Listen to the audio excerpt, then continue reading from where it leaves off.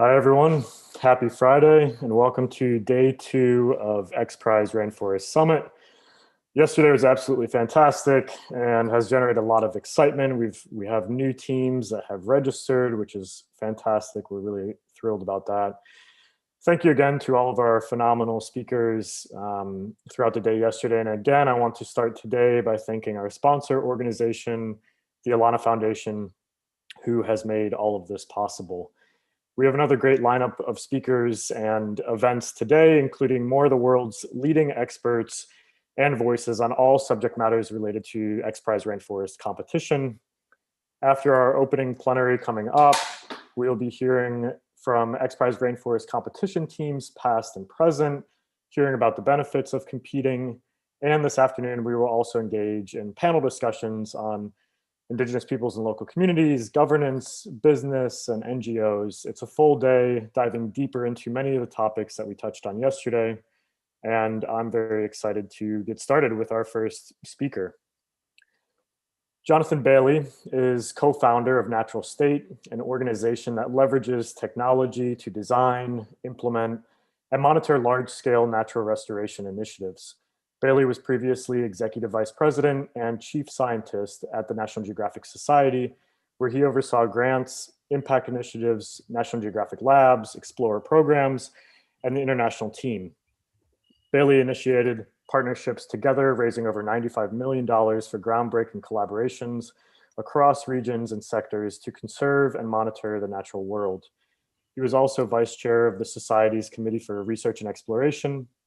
Previous to National Geographic Society, Jonathan also served as Director of Conservation Programs at the Zoological Society of London, where he built up and led a portfolio of projects on threatened species and their habitats in over 50 countries.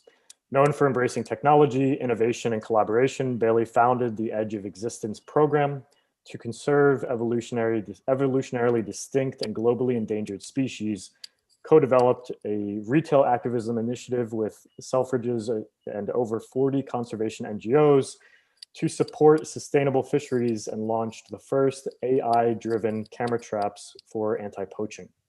So with that, Jonathan, it's great to see you again. We're really looking forward to hearing from you. I think you are the perfect person to set the stage for today and touching on all of these different topics. So thank you again for your time, and greetings to you in Kenya.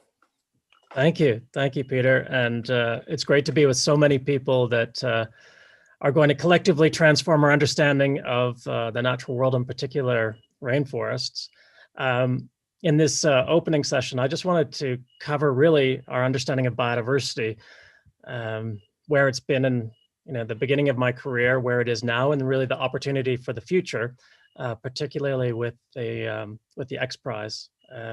So when I started my career, my first big opportunity was to go and work at IUCN, and the job was to essentially assess the conservation status of all known threatened species. And before that time, when you were to assess a species, it was basically up to the expert to say, well, I believe this species is threatened, or I believe that it's rare, and it got listed as threatened or rare. But with the work of Georgina Mace and a team that came together, they developed quantitative criteria for assessing extinction risk. And so basically it was possible to go back to all those species and really objectively assess their conservation status.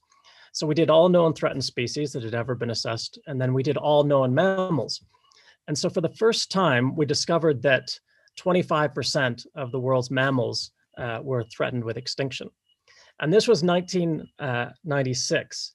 And so just, I mean, for some of you who are listening to this, it's kind of probably hard to believe that in 1996, we didn't even know the status of all mammals. It was sort of the first time, but then we have to realize that that's 1% or much less than 1% of the world's biodiversity. So we really knew nothing about the status of our planet. And so from there, we thought, okay, well, how do we go on and assess the conservation status of all the world's taxonomic groups, because this is such a puny part of the diversity of life. And we developed an approach called the sampled approach, which allowed us to take relatively complete taxonomic groups and assess 1,500 species from each and get a sense of their conservation status. And we did it for things like dragonflies and butterflies and mollusks and cephalopods. And we worked with Q, and we did all plants. And what we found was that there was great variation between groups, as there is in vertebrates, with often the more mobile species being less threatened. But overall, about 20% of the world's known taxonomic groups were threatened with extinction. And that's pretty shocking. You know, if you walk through the forest, for example, that's 1 in 5 species that you see that would be threatened with extinction. And what we found is that not all systems were equal. So a rainforest, for example, would have a higher extinction rate than many other systems. But that's conservation status. And so there were probably about 1999, and we're just understanding the status of a broad range of taxonomic groups. But what about the trends? And so there we thought, well, let's just get the population time series data and look at trends of all these different species. But the reality is you can't do that for most taxonomic groups. We only have that data for vertebrates. So we started collecting the data for vertebrates, and we worked with a guy named Jonathan Lowe, who was working at the World Conservation Monitoring Center, and he came to ZSL, and we built out a group. It was run by a guy named Ben Collin, who was a complete genius in this space, and pulled together all the world's population time series data sets. And doing that, we discovered that there was a pretty significant decline of the world's vertebrates from 1970 to the present. And the most recent report, I believe, came out at about 68% decline since 1970. That's sort of my career. And that's a significant loss of the world's biodiversity. And the fact that we didn't know that before, or even understand the trends, is shocking in itself. But then when you look at things like the Red List, or you look at the Living Planet Index, you realize, you know, those are not really real time or near real time. In fact, they're usually about 5 years out of date. And the reason for that is that if you're doing a conservation assessment, you have to bring together all the literature, and you have to talk to the relevant experts. And so by the time you actually assess a species, it's already a little bit out of date, and then they often sit on the Red List for a number of years. And so if you're looking at the status of a species, it could be 10 years out of date.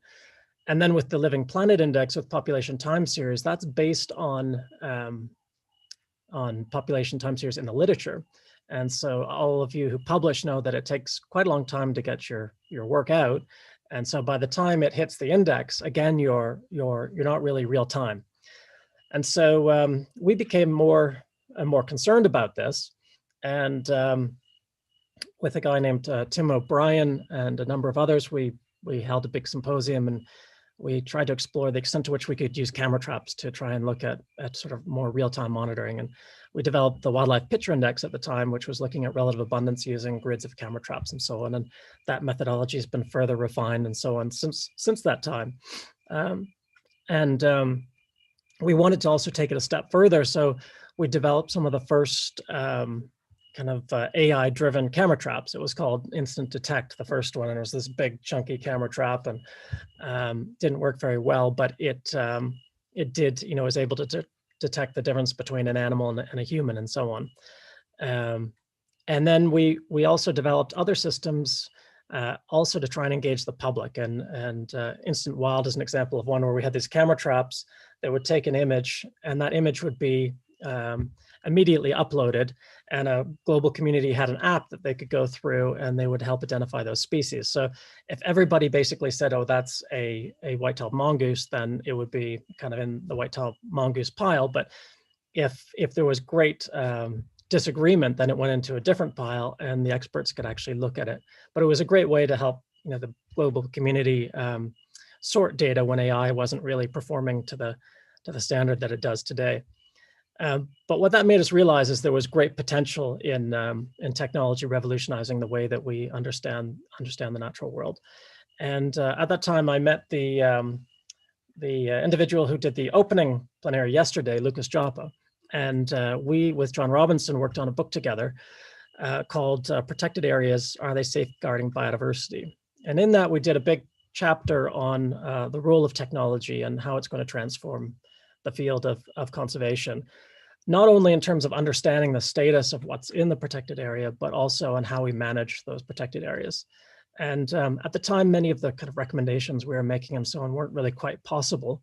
But some of them were really delivered on and more than delivered on. For example, Earth Ranger is a system that was developed by Vulcan and implemented here where I'm sitting right now, which is in Lewa in Kenya, and now it's being implemented at protected areas across Africa. And that not only helps with understanding of the threats to a protected area, but is increasingly looking at the biodiversity and how that biodiversity is changing through time.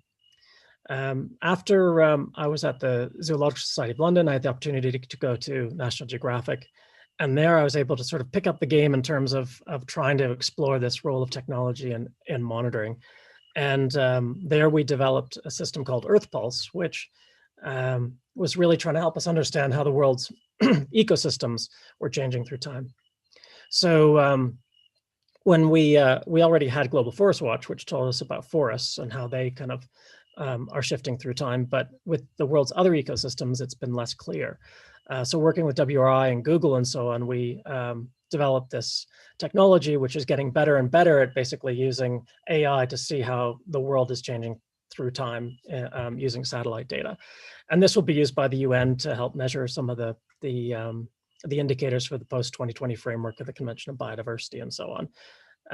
But then we also invested in our labs and in grants. We did a AI grant with Microsoft around biodiversity and AI to try and trigger work in that area. We give out citizen science grants. We gave out conservation technology grants.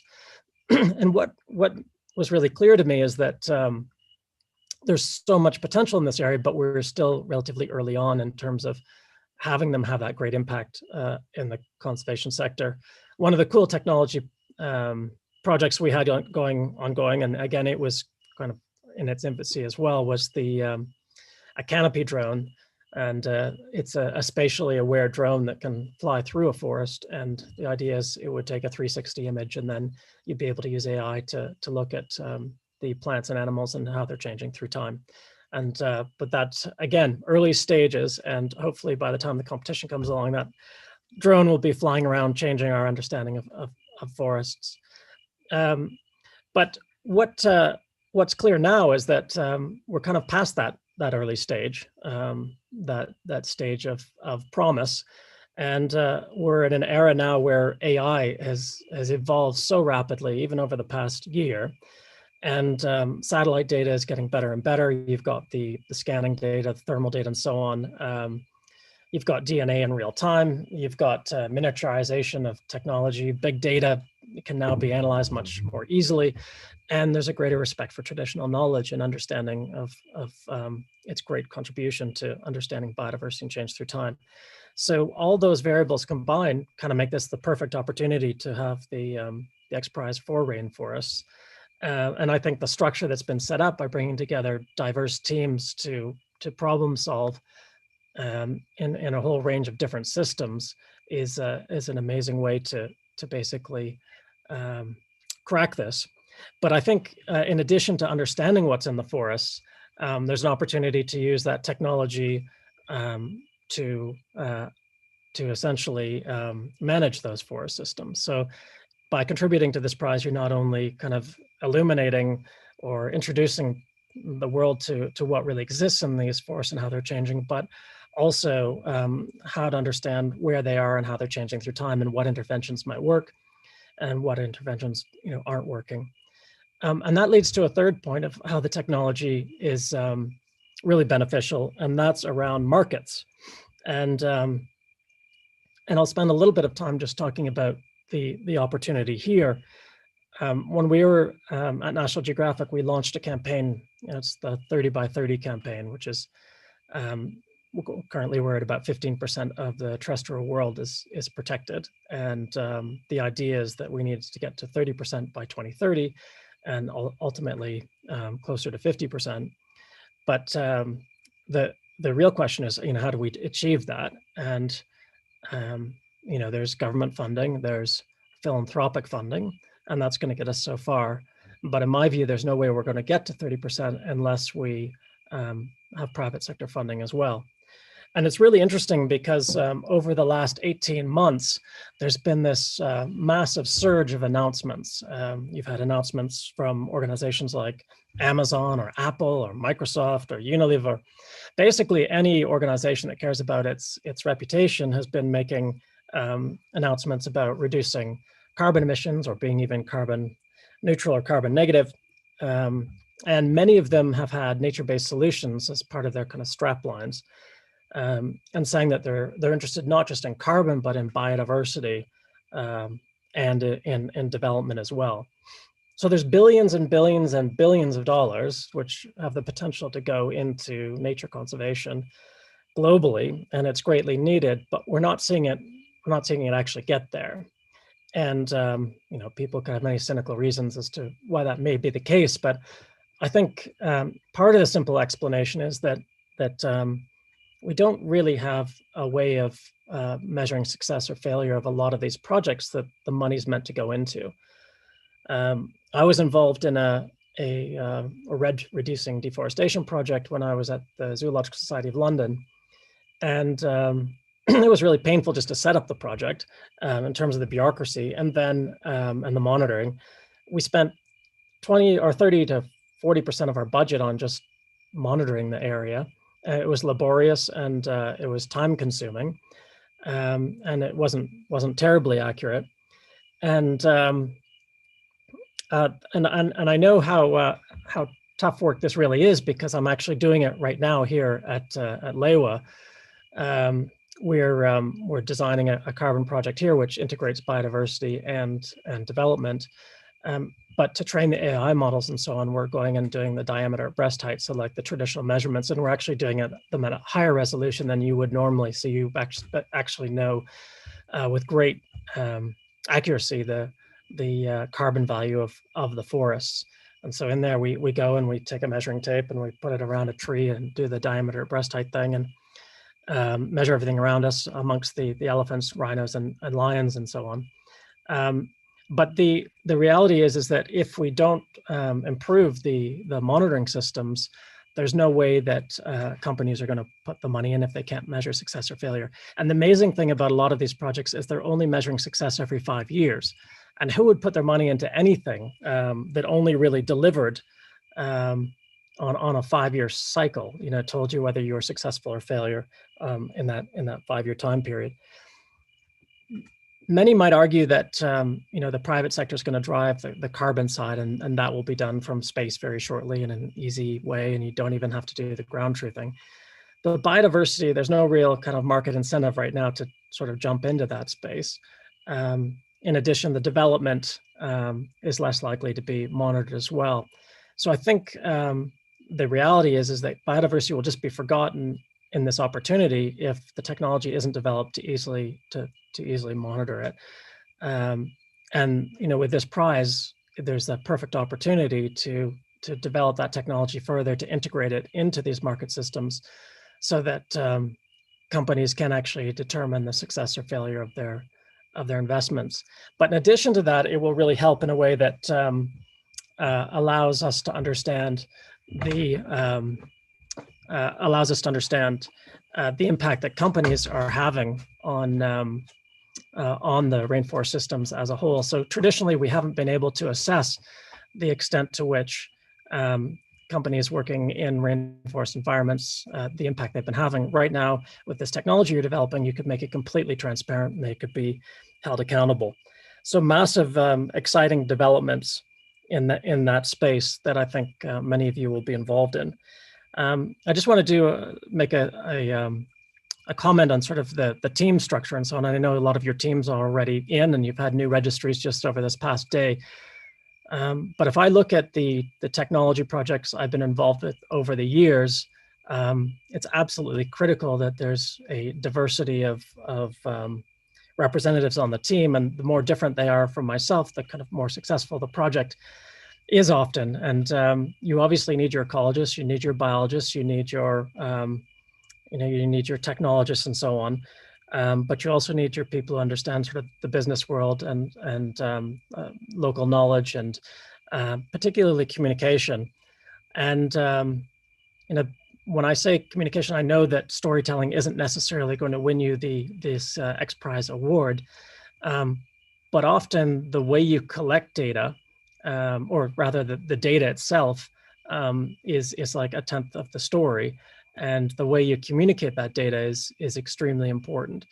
And I feel there's an opportunity not only in developing this technology for the monitoring world, but also much of it is relevant to think about how we bring these worlds that nobody ever sees to the public so that they care more about it. Because you're not going to care about a system that you don't really understand and can't see. So how do we use these advances to not only just generate data, but to develop it and present it in a beautiful way that people feel connected to these systems? I would also say that in addition to having sort of a diverse team, you obviously want people that are kind of obsessed with biodiversity modeling, which clearly I am. But you want sort of a value-driven team that's doing it because they care about the conservation outcomes. That will sort of keep the team together. But in the end, I think also that team has to be committed to not just being theoretical throughout the process and then trying to come through with something that's going to work at the end, but I would hit the field early and test your various approaches. And don't forget the importance of the local communities you're working with and the added value that they can bring to the projects, because you'll probably learn more there from anywhere else.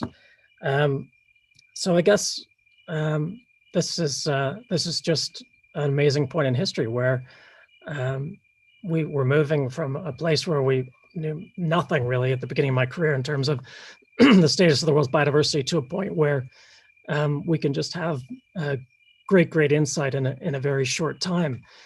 And you can, through this process, you're going to transform our view of the rainforest. You're going to transform the way that we manage these systems, but you also might help trigger the financing mechanisms that allow rainforests and protected areas globally to be sustained over the long term. So I congratulate all of you who are engaging in this process, and I encourage anyone who's sort of listening, who's thinking about getting involved, to throw a team together and actually make a massive difference. And I guess now that I just open it up to questions. Thank you so much, Jonathan, and for all that you're doing in this space. Certainly a great way to touch on all the different aspects of XPRIZE Rainforest and get our teams thinking. Today, we really wanted them to be thinking about how to approach this more, and what do they need to include in both in terms of their team composition and their approaches to this. So certainly if people have questions in the audience for Jonathan, please feel free to add them in the Q&A function. One of the questions that I have for you is, where do you really think technology and increased survey speeds, what would you be surprised about or excited to see that could really aid the work that you're doing? What kinds of technologies coming out of this do you hope to see? Well, there's a few that have been really hard to crack over the years. And for a long time, people have been looking at acoustic data. And I think it's potentially really powerful because it's, there's low cost acoustic systems. And the AI now, exists to be able to basically help analyze that data. And you could have these little tiny devices that are giving you just amazing amounts of information. So I think in the acoustic sphere, you're going to see massive transformation. On the other area that I think is really exciting is the scanning technology. I think it's going to be a while before we can do a lot from just the sort of the satellite data, but I think the higher resolution scans using drones or fixed wing aircrafts combined with AI is just going to be totally transformative. The early assessments of, for example, elephant data using AI is finding that you're actually getting many more elephants identified just using a model than the human eye, which could sort of transform some of the results we have from our biodiversity monitoring. So I think that's another area where there's going to be massive changes. And of course, on the smaller camera trap size area, the miniaturization of these devices, and their multiple function between being able to take images and sound is is happening right now, and that's kind of a really exciting area as well. An area I'm not as haven't been following as much is the kind of the real-time DNA work, but I think that that's such taking a drop of water and being able to obviously you have to know the species. It's hard to find new species when you don't have the DNA signature for them, but for those that you do, it's an amazing way to basically look at entire system and see what's there. So those are the sort of some of the key areas that I would say are going to be really, really exciting and transformative. If we can get that canopy drone going, which I talked about as well, which is spatially aware, flying through the forest, a bit of a pipe dream for some of these thicker forests, but I think the big challenge obviously with forests is getting through that canopy. And I think we'll see some technology that's able to more easily get through the canopy and get thermal signatures and that type of thing, which would be transformative in the forest system. Absolutely. I think that obstacle avoidance with drones is getting there. It's still, I was out the other day messing around with it a little bit, but I think there will certainly be advancements in that realm, but also as a canopy biologist myself, I think the ways in which we can further study that layer of the forest, which harbors such a significant part of biodiversity in tropical rainforests, will be really helpful. I see that I saw a little bit of insect diversity flying around you right there, and I was thinking that scaling the technology from this competition also, one of the exciting aspects is that if technologies developed for tropical rainforest can function in the demanding environments that they are, we certainly hope that those will be scalable to other environments as well, perhaps less harsh on technology in terms of moisture, humidity, heat, things like that. So yeah, hopefully we can deploy some in your own backyard there, more savanna and woodland ecosystems. For sure. And I was making the comment, like, it's really important to get out of the lab and into the field as soon as possible with this technology, because I think back to when we were developing the instant detect camera traps, which had kind of the first AI recognition systems, and we had these cables that came out of them that went down to the battery. And when we went to implement in the field, it wasn't long before the termites had sort of worked through them, and and we took months and months sort of designing this in the UK. So yeah, and I also think that it's important to try and base yourself in the location where you're going to actually use the technology, and don't do like a parachute in, test and out. I don't think you'll be successful that way. You have to be in the location and adapting and developing. And I didn't really mention the invertebrate side, but it is shocking. We still don't know the status of the world's invertebrates. And Living Planet Index gives us a rough estimate of what's happening to some of the vertebrates, but the data that we do have shows these massive declines that, if proven on a broader scale, it's just unbelievably shocking. And these are not just happening in areas where you have tons of pesticides being used; they're happening in kind of rainforests that are untouched. So I'd love to see that. One massive thing coming out of this is what's happening to our entire invertebrate world. Much of that invertebrate diversity obviously is found in the rainforest, and that's such a missing key to the puzzle that we still don't have a good handle on. Yeah, and I think there's a whole cascading effect beyond that, of how ecosystems collapse beyond the loss of invertebrates. And it sounds like you have quite a healthy invertebrate ecosystem in your backyard. But that is such an indicator of these communities. And when those systems go silent, it has such a devastating effect down the line. So do you have any closing remarks or recommendations? I think one thing that you can also speak to always is best practices and strategies for scaling novel technologies when people develop things for new purposes, but then making sure that they're not just one-off that they can actually, you know, scale beyond that and have broader global impact to transform the way that we approach conservation. Yeah. I guess just on the invertebrate side, we have the locust passing through here now, and that's completely transforming the local ecosystem. It's I've never seen anything like it, and it does make you realize, though, that you know, we are looking at all these systems at a blip in time, and this longer term constant monitoring through different seasons and through years is really important, because fruiting events or, you know, locusts or whatever can completely transform these systems we work in. My biggest thing would be is, you know, when I think about any of these products we've developed, to really make sure, especially if you're a group of biologists, ecologists, is to get a business product design person involved early on, that forces you to think about, you know, like, not only your system for developing and designing the product, but then what's the end use, and then what sort of next steps in terms of packaging and taking it to a bigger scale, and make sure you go out and you talk to people who have actually developed projects and developed the technology and taken it to scale, because there's all sorts of connections and things that you're not even going to be thinking about. Absolutely. So that's like one of the community person or people and the business people, and I would argue for your storyteller in there as well, are you know, critical teammates.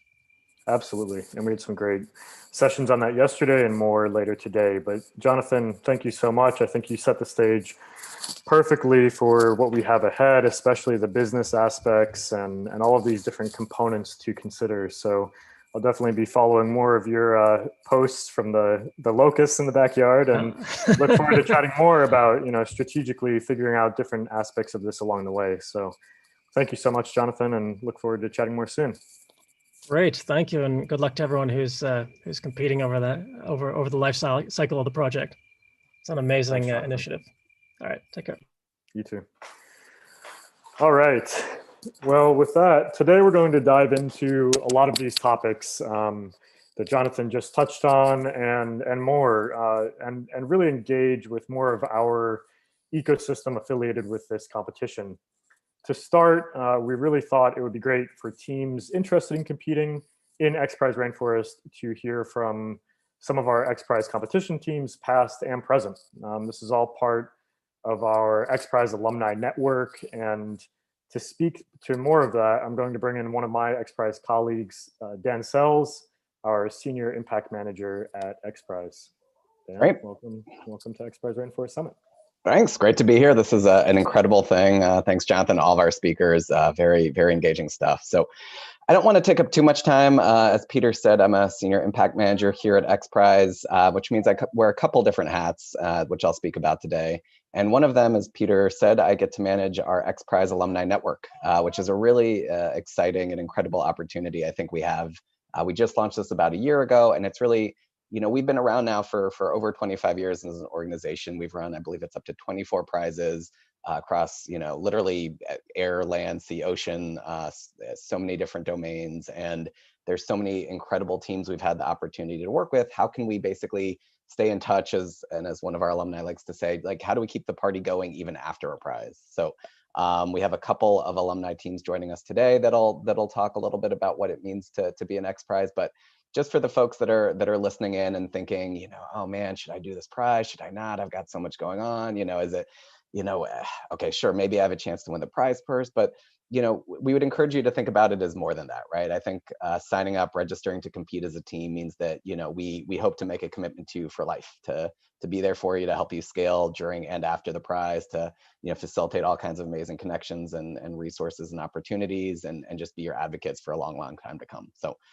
we're really excited to do that. I get to say I think I have the best job in the world. Sorry, Peter, but it's a huge honor and opportunity to work with our alumni. So with that, let me shut up and bring a couple of our alumni to the stage. I think first up, we are going to have Kafir Damari, and I apologize if I've totally butchered that, but Kafir was the co-founder of the Moonshot award-winning team Space IL from the Google Lunar XPRIZE, and he's going to share a little bit about what his journey was like and what it means to be a team in an XPRIZE. So Kafir, thanks so much for joining us today, and the stage is yours, my friend.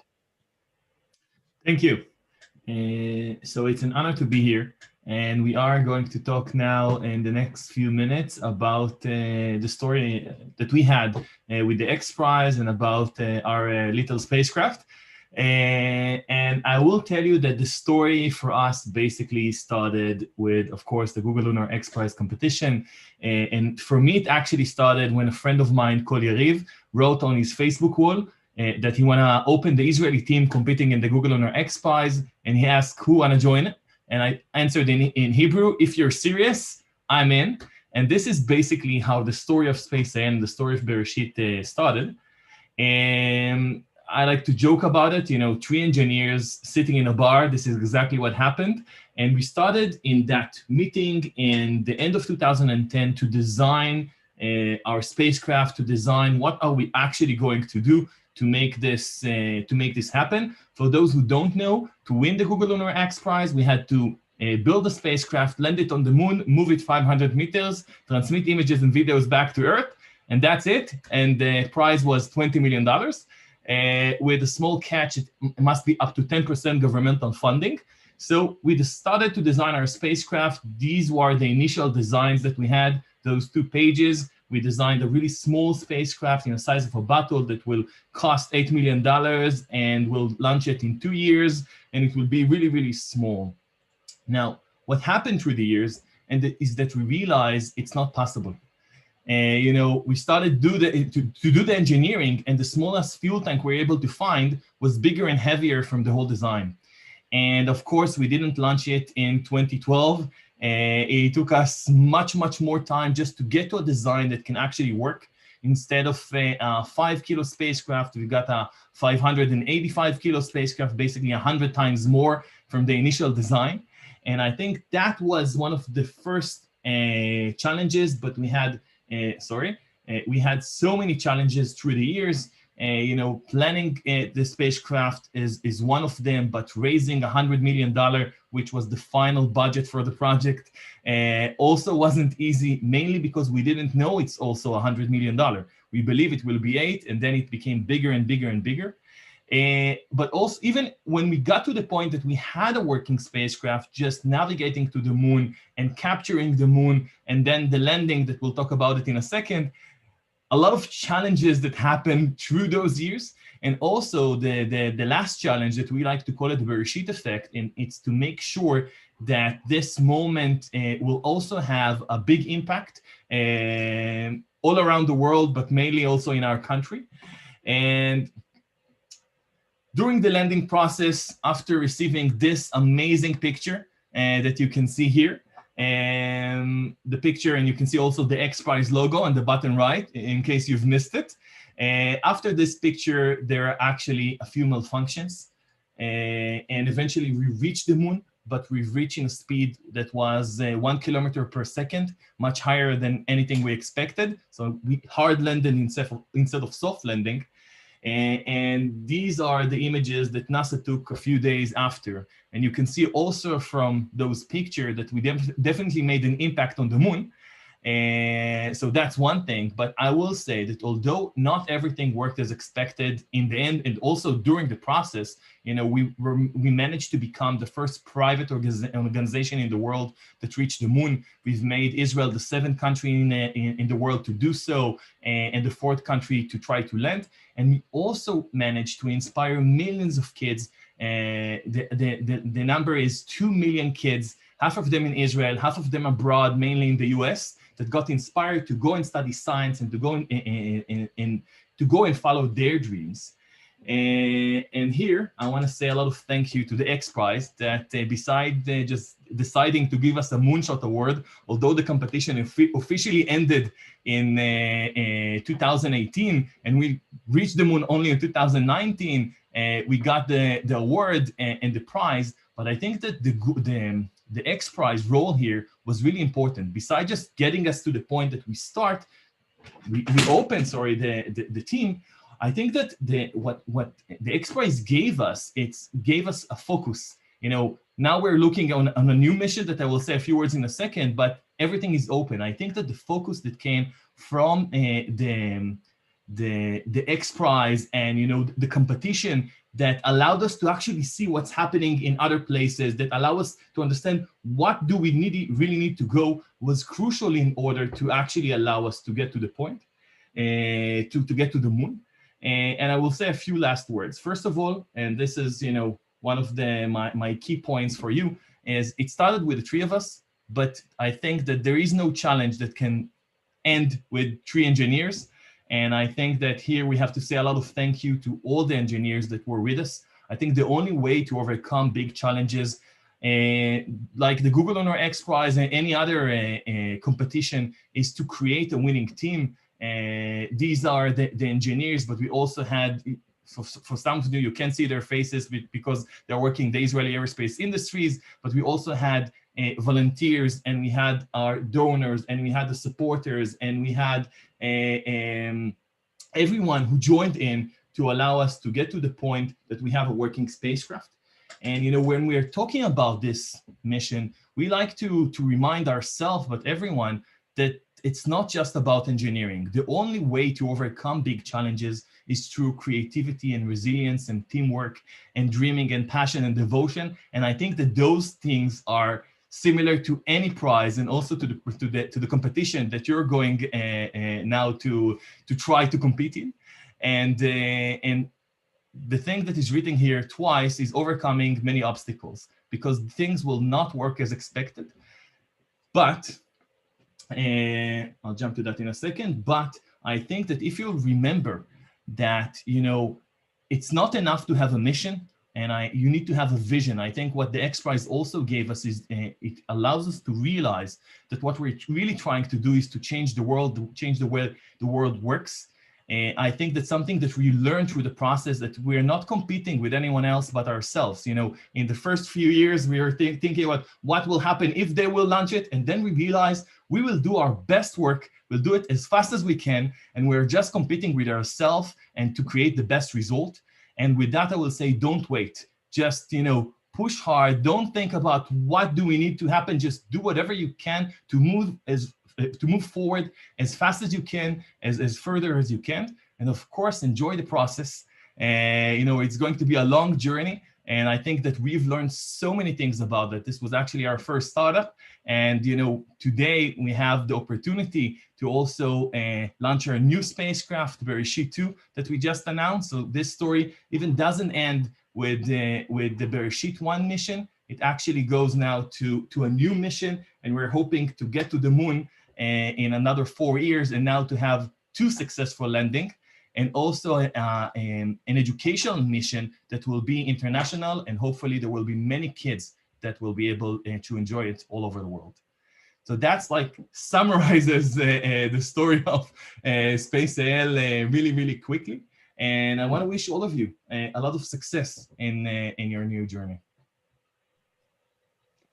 Amazing. Thank you so much, Kfir. What an incredible story. Thanks so much for making the time while you're busy trying to get back to the moon. So best of luck with that mission. And so much of what he said, I think we hear over and over at XPRIZE, right? That, you can be just a group of students with a crazy idea and become a hugely successful team of engineers raising $100 million.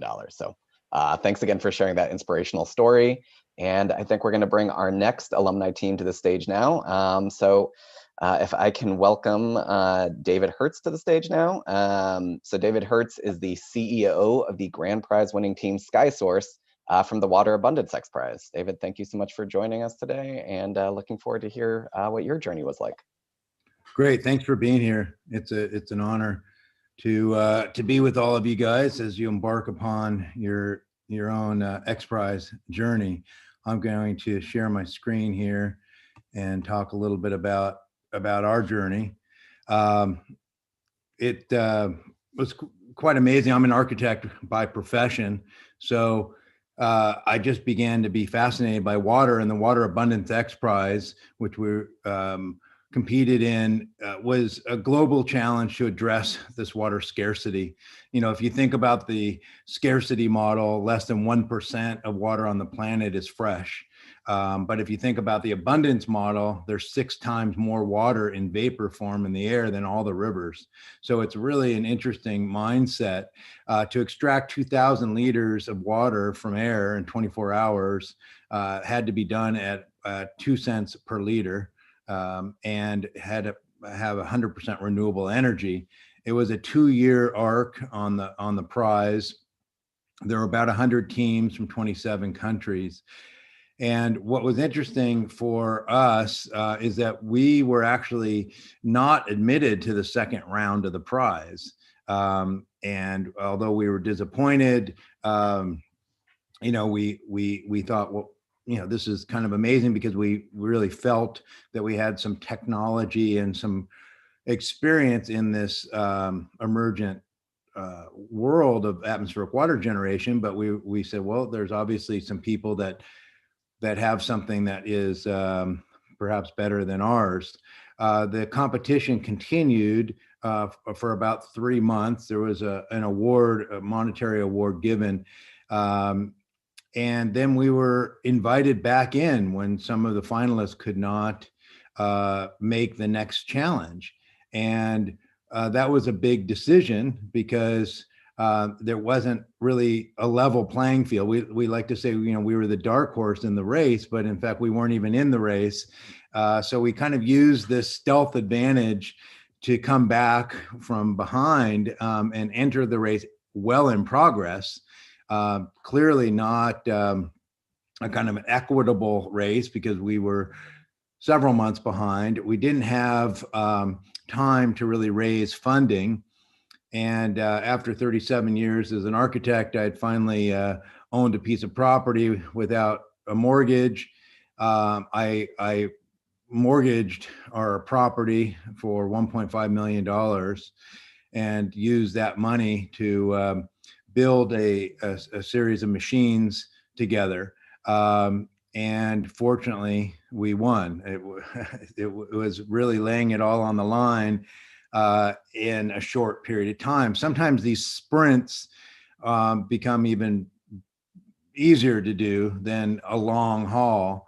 And in some sense, we kind of were given an opportunity to sprint. I put together a band of unlikely characters that were from Burning Man and kind of Stanford, Berkeley, kind of dropouts in Berkeley, California. We competed against somebody from Hawaii. We made more water. We made 2,200 liters at 0.25 cents a liter. And what it's given us is a wonderful opportunity to continue to speak and have an audience. I mean, having your kind of reputation precede you with the prestige of an XPRIZE winner opens a lot of doors, because this is a very objective process, not really a subjective process. And if you win an XPRIZE, you know that you've gone through really a global challenge that has a tremendous scrutiny, and it gives access to wonderful things. We participated in visioneering and have won some other awards subsequent to that, including this Best Inventions of 2020 for our We Do. But it's really not about the awards. It's about how are we going to solve these global challenges, especially of water. And our device, as We Do, has a steady state of self-reliance, climate resilience, and swarms for emergency response. How we're going to address a shortage of water, energy, and food is obviously critical as we face this kind of threat multiplier and competition for resources. Shortly after the XPRIZE, within a couple of weeks, we actually containerized the We Do device, brought it to the Oakland Convention Center, and provided a microgrid for power for the convention and water. We also were able to bring a small water pod to Paramount Studios for the Visioneering conference last year that opened up as a water kiosk. And we currently have a larger unit functioning in Malibu under a California Energy Commission grant, where we're providing energy out of biomass on small scale, sequestering atmospheric carbon, making water, refrigeration, and heat. And through that process, we're learning a lot about the machines. We touch a lot of these sustainable development goals, and it's really about impact. And I think that's what the XPRIZE does with these audacious but achievable challenges. And we really look at the impact that one we do would have over 8,500,000 people, providing water and energy and offsetting carbon as being one of the real benefits. And I would just stop my share and just say that, it as Dan was saying, it really is more than just winning the prize. It's the beginning. Once you win the prize, it's really the beginning. The inspiration of the prize is one thing. The implementation is certainly the challenge. And we've been working very closely with the XPRIZE on the implementation. And I would say that it feels really like a family. You're part of the family, the continuum of the alumni, the opportunity to participate with other alumnus that are all amazing in their fields and areas of study, and to feel like we're giving tremendous impact is really quite wonderful. So I obviously everything that the XPRIZE does, all these challenges that we need in the world so badly are so critical. It's a huge lift. You have to have tremendous perseverance. I'd say I still have a little post-traumatic stress over the 72-hour continuous testing that was required, lack of sleep. I would say it's probably single-heartedly the most difficult thing that I've done from a kind of an emotional, financial, physical, intellectual, and kind of mental process. And that's wonderful. That's what these challenges are all about, is pushing yourselves and pushing the technology to make maximum impact. So happy to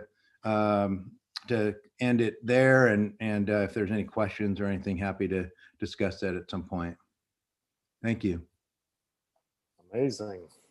Thank you so much. Thank you both for sharing your stories and experiences from Space IL and SkySource and competing in previous XPRIZE competitions. Speaking of alumni teams, we're actually now joined by two teams that are already registered for XPRIZE Rainforest and who both happen to be involved and compete in previous XPRIZE competitions. And so first of all, we have Danny Kim from Rainforest Quest, collaborative team of high schools led by leaders of the Ocean Discovery NOAA Bonus Prize winners. So Danny, looking forward to hearing from you.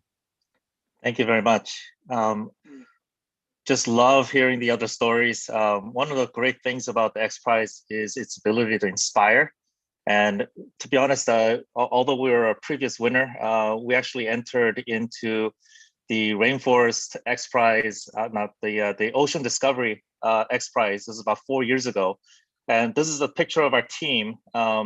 They actually stayed in the XPRIZE for the duration, the 3 full years.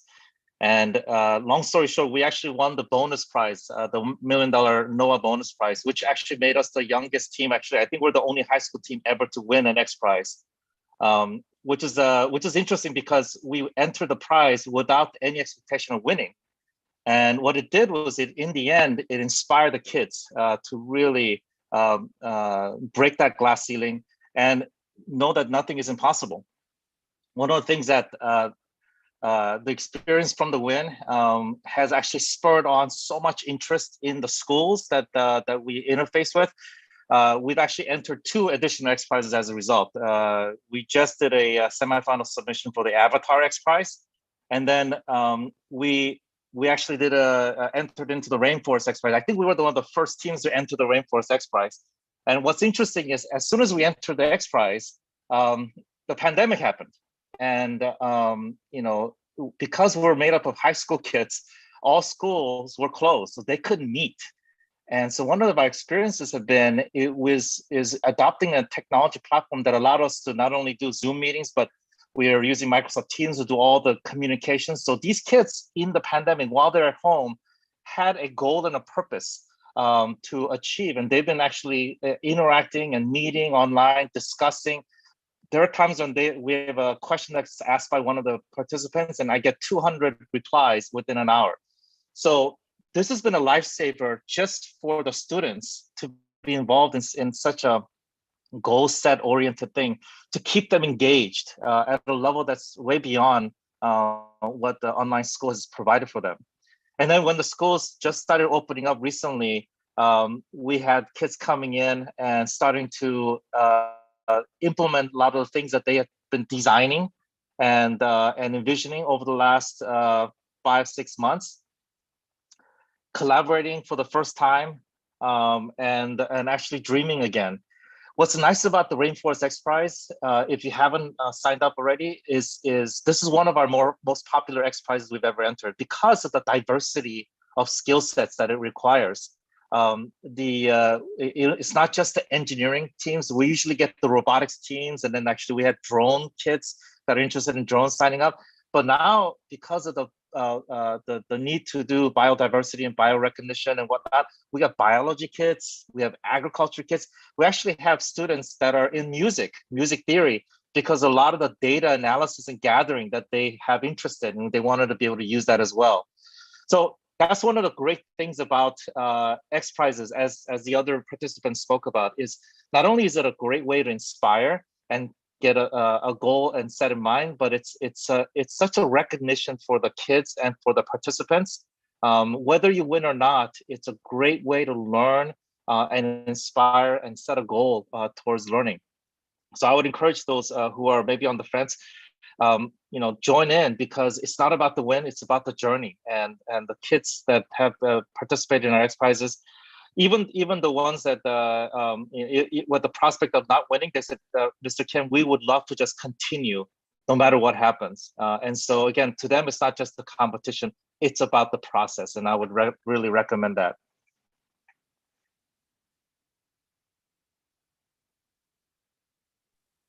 Thank you so much. It's a great testament from both past and present, and we're really looking forward to your team competing and working with you and seeing where your development goes in the time ahead. Next, we have Professor Stuart Pym and Martin Brooke from Duke Blue Devils team from Duke University's Nichols School of the Environment. Stuart and Martin, welcome to you. Thank you. We're going to duet. I'm doing the first couple of minutes and Martin's doing the second. So I'm Stuart Pym. I hold the Doris Duke Chair of Conservation at Duke University. I'm a conservation biologist. What I do is to look at how fast rainforests are shrinking, how fast species are going extinct, 1,000 times faster than they should, and lead a team of people that does a lot of rainforest restoration. What we can expect to get out of this Rainforest Prize effort is to inspire people about how extraordinarily diverse and interesting rainforests are, particularly the canopies. The canopies are extraordinarily difficult places to reach.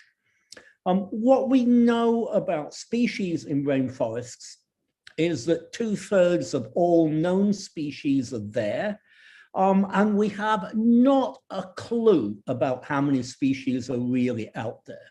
Almost certainly, most of them are unknown. When we find them, it's likely that those species will be described only by a barcode, because we may never be able to put a proper name to them. So the challenge for us is, if we can get there, can we identify them? I'm confident that with techniques like iNaturalist, which was conceived in my lab, and a whole variety of other AI and technologies, we can do some wonderful things to discover new species there. Do I fly drones into rainforests? Yes. Do I fly them into the canopy? Yes. Do I do that consistently? Hell no. And that's Martin's job. Over to you, Martin. You're on mute, mate.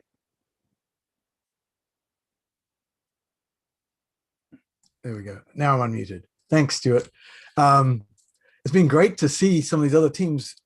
Danny, I tell people about your team all the time. and the same thing with David and Kafir, the exploits of your teams. That's one of the ways I inspire students to get involved in the XPRIZE, tell people what it's about, what's going on. and that winning is not the goal.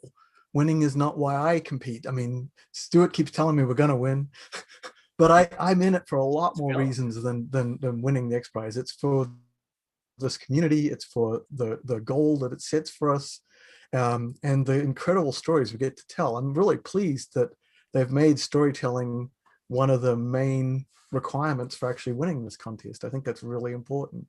And so for me, the key thing for forming a team was talking to Stuart. When I first heard about the contest, I was like, man, I know it's impossible. All the contests are always impossible. That's the point. Why would you have a contest if it wasn't impossible? You know, they're trying to set you something that's a real challenge. I need to talk to someone who knows about biodiversity, who knows about rainforests. I'm actually a circuit designer. And so I started going through lists of people. Stuart was my like third contact to get to someone who actually knew what was going on in the rainforest. So finding that other partner who knows the other side of things is really important. And then you've got to get some support, got to have people. Having high school students is a great resource. We have Duke students. That's a great resource. Having collaborators, volunteers, people who will stick with you through the contest, very important. So that's kind of my 2 cents, is that you've got to find a collaborator and you've got to have people to support you. Back to you, Peter. Thank you both so much. We're thrilled to have your team competing, and thanks again for hosting your conservation tech event earlier this year.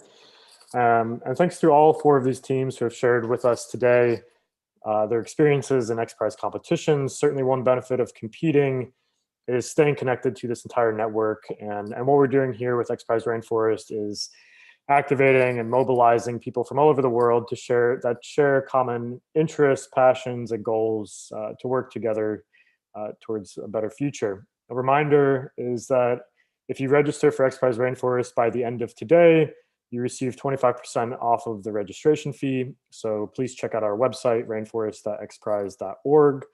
Also, another housekeeping note, I guess, is that this afternoon's sessions are now open to everyone. So if you're tuning in today, you can attend those as well. To make it more engaging and participatory, it will actually be a Zoom meeting. And so we'll be sharing that link.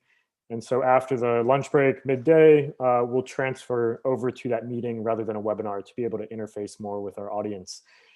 Next up, we have more individuals sharing additional benefits of competing, specifically additional partners and networks that teams competing will have access to. So to introduce our first speaker and also provide a little bit more on that front, I'll turn it back to our Senior Impact Manager, Dan Sells. Thanks again for the reintroduction, Peter. And as I said before, Senior Impact Manager here at XPRIZE, and I talked a little bit about the hat I wear around supporting our alumni network. Another hat I wear is supporting actual live ongoing prizes, so pre-alumni, if you will, the actual team competitors during the life of the prize, and really excited to be working with Peter and John and Allison and the team here that's around the Rainforest Prize to help teams scale during the actual competition. So in this session, that's all about the benefits of competing. We want to just kind of flag a couple things. We have a XPRIZE Rainforest Funders Roundtable that's going to help teams sort of think about their funding journey all the way from when they're registered and starting to compete to years after as they look for even more capital to scale. And we have a speaker coming up shortly who'll talk about that. But first, another really amazing impact partnership we have is with an organization called YPO. I don't want to say too much about that as our next speaker is going to touch on that, I think. But just to say it's an amazing collaboration and sort of it's how we think about prizes, right? Obviously, Peter and his team are thinking about a lot of the technical challenges and the ecosystem challenges and all these dimensions of the competition. And my job is to think about what are the resources you need to be a successful company, right? So it's not just about creating the tech, but making sure you have the resources and the understanding to scale and be successful during and after the competition. And like I said, our partnership with YPO is a great way that we've been thinking about that. So with that, I'm going to bring up to the virtual stage Michael Tucci. Michael Tucci is the president and CEO of Micro Technologies, an advanced design and manufacturing company that specializes in precision hardware for the leading OEMs of today. He's also a driving force behind this YPO Impact Accelerator that is designed to help our XPRIZE teams. Michael also serves as the Vice Chair of the YPO Impact Council and previously chaired the Sustainable Business Network of this member-led org. He lives in Costa Rica with his family and is passionate about the ocean, adventures, and martial arts. Michael, thank you so much for joining us today and all you do. The stage is yours. Dan, appreciate it. So let's see if I can share here. I don't think we'll get it in the right view, but let's start with,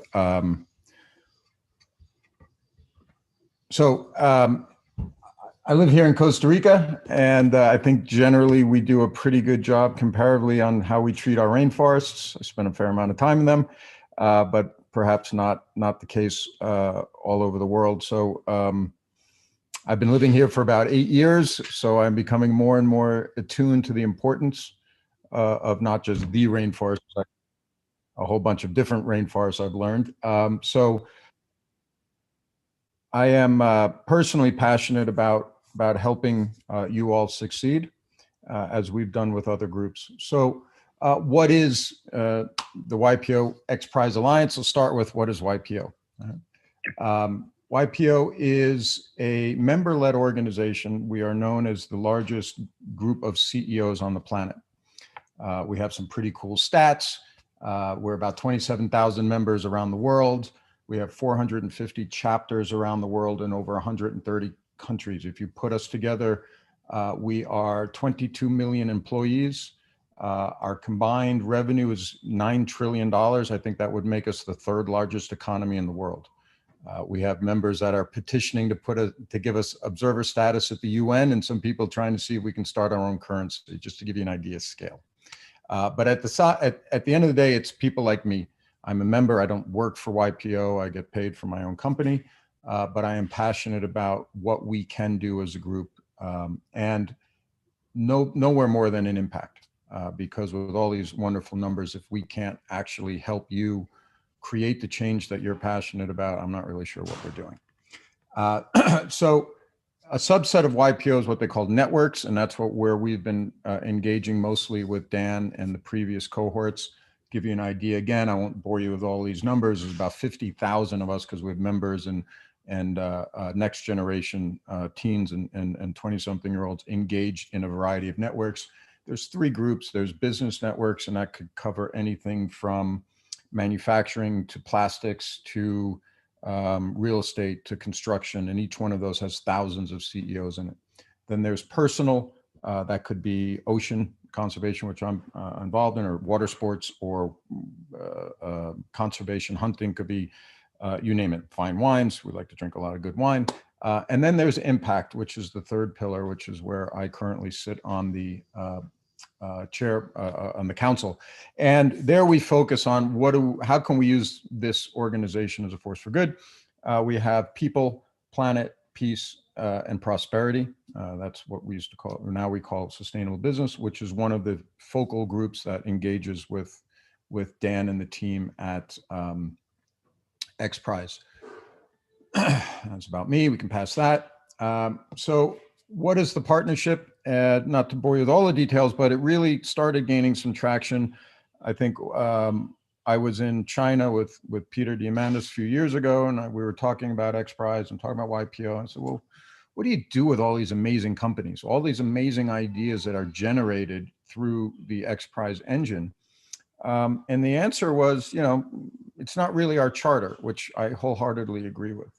So we said, well, we've got this YPO group. We're pretty uniquely positioned to, we're probably not the most innovative group, certainly not as innovative as XPRIZE, but we're really good at scaling things, right? We're really good at executing because we all run a somewhat successful business to be encountered into the group. So fast forward to today, we have what's called the YPO XPRIZE Alliance, or now we've called it the YPO Impact Accelerator on our side, Impact X. And our mission, along with Dan and some great people on the XPRIZE side, is to be your 10X accelerator. What does that mean? That means, well, we actually, when we started this, we wanted to positively impact 1 million people. And given the early success we've had to add a few zeros to it. My partners haven't seen this yet. This is brand new, but we will positively impact 1 billion people in this decade.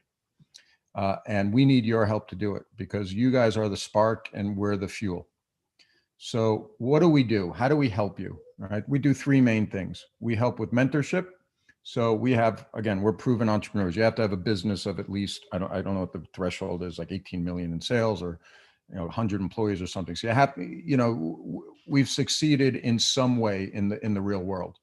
And the subset that is engaged, and we've had thousands of members express interest in helping here, is we're passionate, right? We want to help these companies, your ideas succeed. We've seen that happen twice now. We're in our third cohort.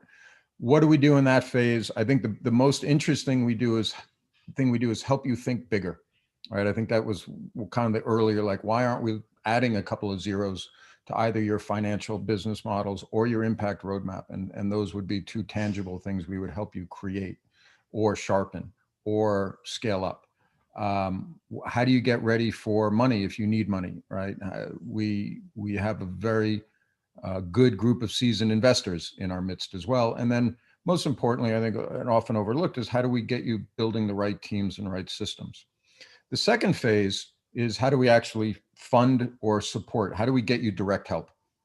And that is done through an event we're holding, the third one next week, for the AI group. And that's where we highlight 4 or 5 companies that are interested. They've already gone through mentorship. They're ready for our ecosystem. We have an event. It's sponsored by our Deal platform, which is the largest platform in YPO. It's got over 10,000 members. Deal flows hourly through that. Billions of dollars go through that. So money's not a problem. And we also have what's called the Impact Investing Initiative, or Y3I, which this accelerator is a fundamental component. So that is gaining a lot of prominence with YPO, so we can help both on financial and we can help on impact. And what do we actually do? We plug you into our Deal ecosystem if you are ready for it. And that's a double-edged sword, right? The good side is there's no shortage of resources that we can provide. The downside is we're all pretty smart business people, so you better be prepared. And then the other side of that is, we have partnerships all over the world, big ones, global ones. The third thing is, how do we help you scale, right? So I'm from New York. I have a saying, one good idea and one token gets you on the subway, right? So how do you actually how do we turn your idea into demonstrable, very real, very tangible metrics? And for us, it's about impact. It might be also about financial returns, but for us, we want that billion-person impact. That's our driving force. That's why I do this for the big check of zero every day, because I'm really passionate about, I think we have what will become the biggest engine in the world for positive change. Here we give you resources, we give you access to all of us. And again, that's a pretty big pool to play in. We have these focused networks. So maybe you need manufacturing help. Maybe you need financial services. Maybe you need a contact in the Zimbabwean government, whatever it is. These are things we kind of wave our magic wand and happen.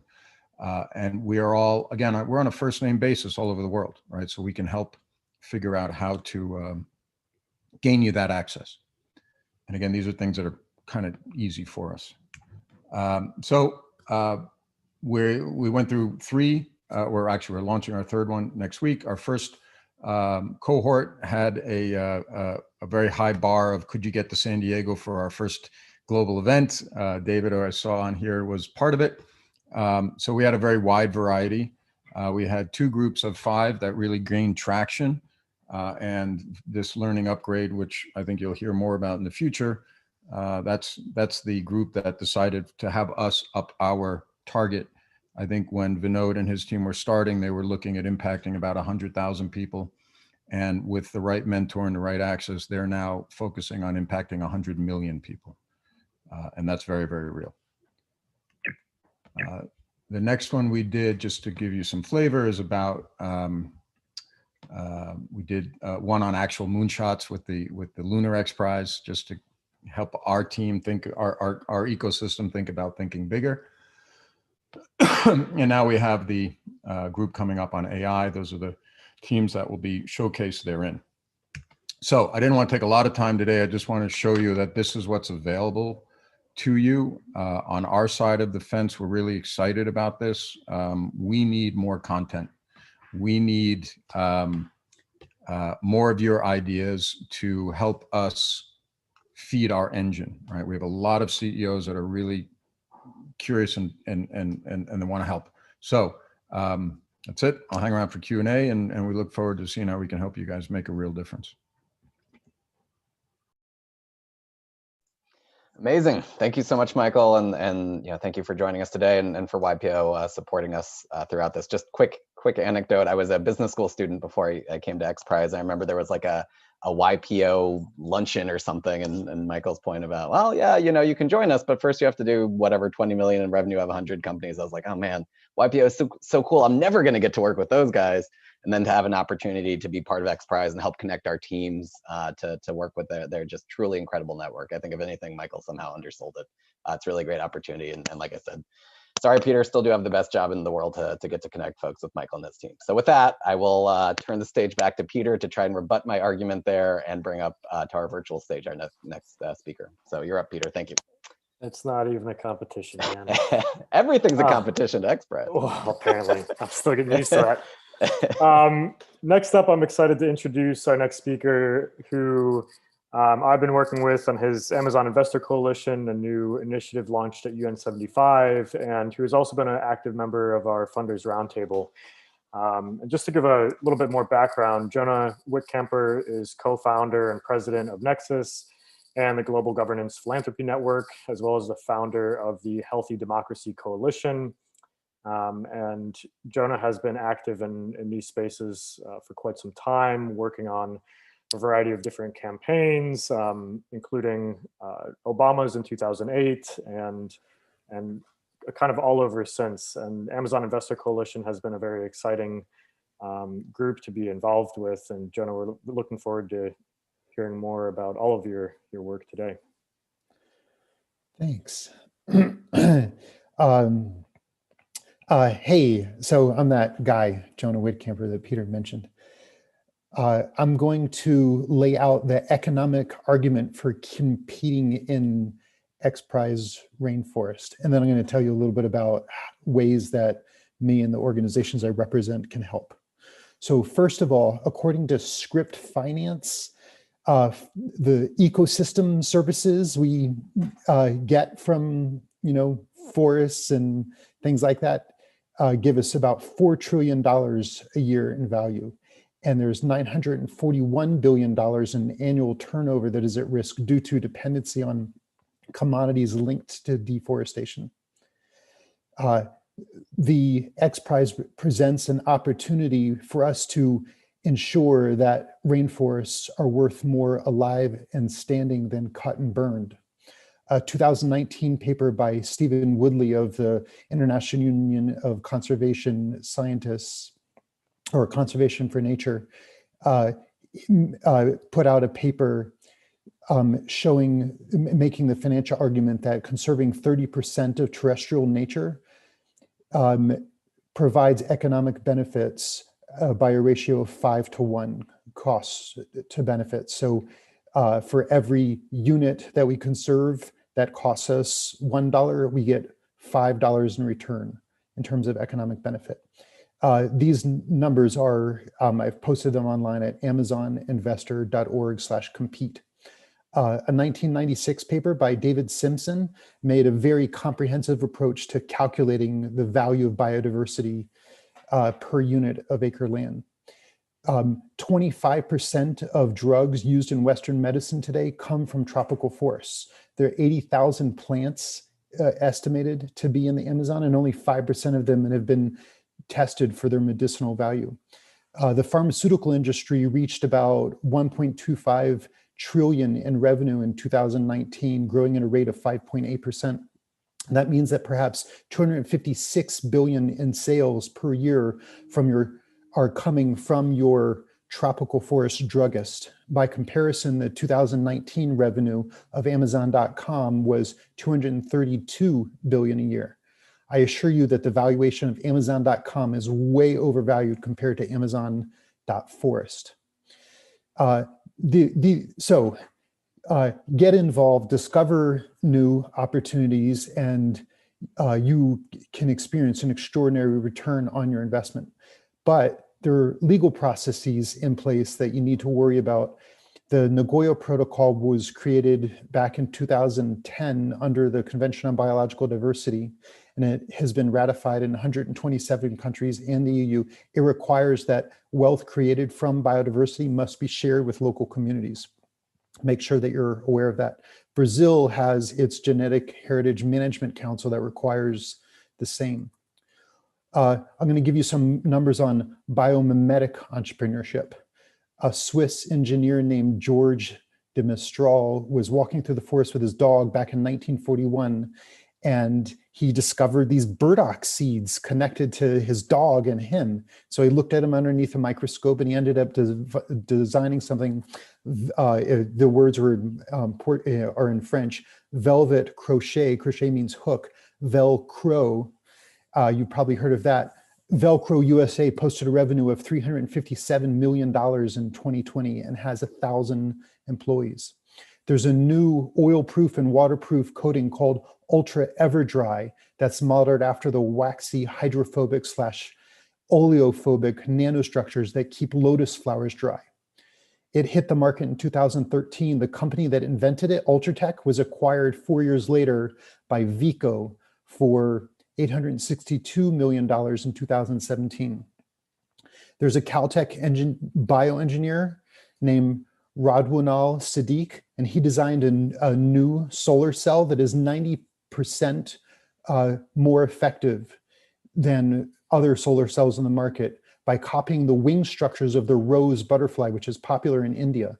Their wings have microscopic holes that scatter light, and that improved light absorption changes the game. The US paid $1.3 trillion in electric bills in 2018. If 2% was powered by solar and Siddiq's discovery was scaled across it, he would be saving customers $12.3 billion a year. That means a $12.3 billion economic opportunity just from analyzing butterfly wings.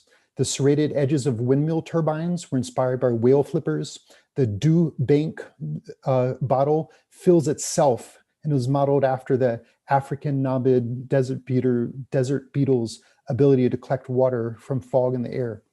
Lots and lots of opportunities come from biomimetic entrepreneurship and copycatting. What are some emergent industries? Acoustic monitoring. If you want to issue new premium carbon credits or new premium forest carbon credits, biodiversity monitoring is all the rage. Rainforest Connection has a technology that allows you to do that. They can also detect chainsaw alerts. What are other industries where your inventions could have big impact? What about drones that navigate agroforestry and help pick fruits? That's a giant emergent industry. What about drones that photograph deforesters and help with their prosecution? What about automated weeding? What about supply chain tracing? What about preventing the next pandemic, which there's a lot of evidence that the current pandemic came as a result of global warming modifying bat habitats in southern China. We need your technologies, we need your innovation to prevent the next pandemic. A little bit about background and ways that the networks that I work with can help. 20 years ago, I co-founded a global association of youth organizations around the United Nations. Our website went viral within a few years. We were getting 2 million hits a day. I got to meet young activists and change makers in almost every country of the world. I also got to meet a lot of inheritors and people who were still teenagers and who had started and sold their businesses. I realized the power of bringing them together as a group. So I got the Obama White House to host its first Young Philanthropy Summit in 2010. And then I got the United Nations to do the same in 2011. We created the brand Nexus to surround it. Nexus is a global movement to bridge communities of wealth and impact. It has close to 6,000 members from 70 countries. We have leadership in about 30 countries. We have young people from probably close to 150 billionaire families involved, probably more than that. It's a platform that allows the millennial generation to come together, talk about the problems of the world and how to solve them. 2 years ago, I reduced my role in Nexus to develop new platforms for intergenerational philanthropic collaboration. One to help address polarization in American politics, the Healthy Democracy Coalition, and the other to help create new systems for management of the global commons. So we have no system of world law, and as a result, carbon emissions go unchecked. Philanthropy has a special role to play in managing our interconnectedness. The absence of a system of world law means an absence of a system of global accountability. Philanthropy has a role to play. So the Global Governance Philanthropy Network serves as a platform for funders of transnational issues such as oceans and climate and refugees to come together and explore governance solutions to global problems. About a year ago, as part of the Global Governance Philanthropy Network, we decided to focus on the Amazon. Securing the ecological integrity of the Amazon is essential for the future of planetary sustainability. So in September, we launched AmazonInvestor.org, the Amazon Rainforest Investor Coalition. We have a 4-part strategy to secure the ecological integrity of the system. It's all about ensuring the rainforest is worth more alive and standing than cut and burned. The 4-part strategy is about, first, impact investing, which also means figuring out the stumbling blocks that are preventing the arrival of more investment-ready projects. The second strategy is about the rule of law. We're conducting a survey. We've identified 92 different grant makers and bilateral agencies that are putting money into the Amazon. We want to understand their investments in governance and rule of law strategies. You can't have forest-friendly economic development without a healthy rule of law. The third strategy is about carbon innovation. That means both carbon markets and ecosystem service payments. Some of your technologies might be able to help us develop new kinds of premium forest credits that all those off-takers around the world like Amazon.com or Microsoft want to buy. And then the fourth strategy is all about investor education. After building Nexus over the past decade, we have very privileged relationships with banks and sovereign wealth funds and pension funds. We want to be able to say to all of them collectively, the Amazon needs you and here's how to help. And your technologies may be that gateway. We're organizing a global summit, May 24 through 28. You can see it on AmazonInvestor.org. The Amazon can give us new antibiotics, new natural colorings, new aromatic substances, essential oils, biodegradable polymers, bioinsecticides. Your entrepreneurship can help us discover all of those things and create giant new opportunities to make the rainforest, make Amazon.forest worth more than Amazon.com. There are 2 articles that I want to mention that are on that website. How can we invest in the Amazon rainforest? There's a comprehensive review there. Many strategies suggested. And finally, on the subject of agroforestry, did you know that agroforestry can learn a heck of a lot more than soy and cattle per acre? How do we get there? There's a strategy laid out. Your technologies will help. Thank you so much, Jonah. Thank you for all that you've been doing and convening people around future of rainforests. And certainly I think that your comments here kind of showcase the power of convening people around these different initiatives and also gathering the appropriate funding to ensure their success.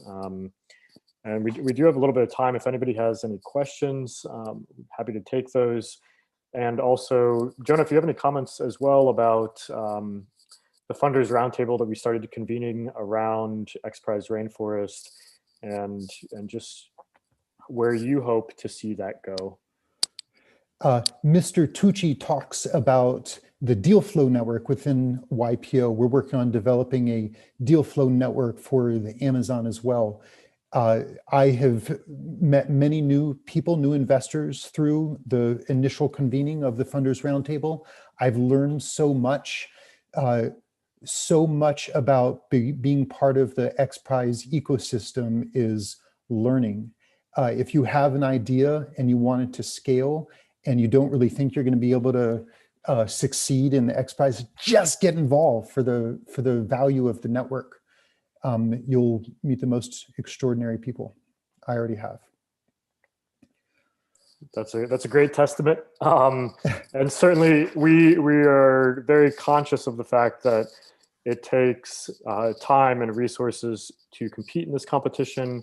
The top 25 teams that make it to the semifinals testing in 2 years will split a milestone prize of $250,000, and the top 10 teams that make it to the finals will split $2 million. And so there are opportunities for those that actually make it to the point where they'll be testing their technologies in a tropical rainforest. However, we're also trying to work to find additional ways to provide more support to our teams at an earlier stage. Ultimately, if we're able to do that at an earlier stage, it helps to ensure the success and the impact of these solutions beyond the life of the prize. And I think that as people have spoken to, we'd like everybody to come up with exciting solutions. Did you have something to say on that, Jonah? Apply today.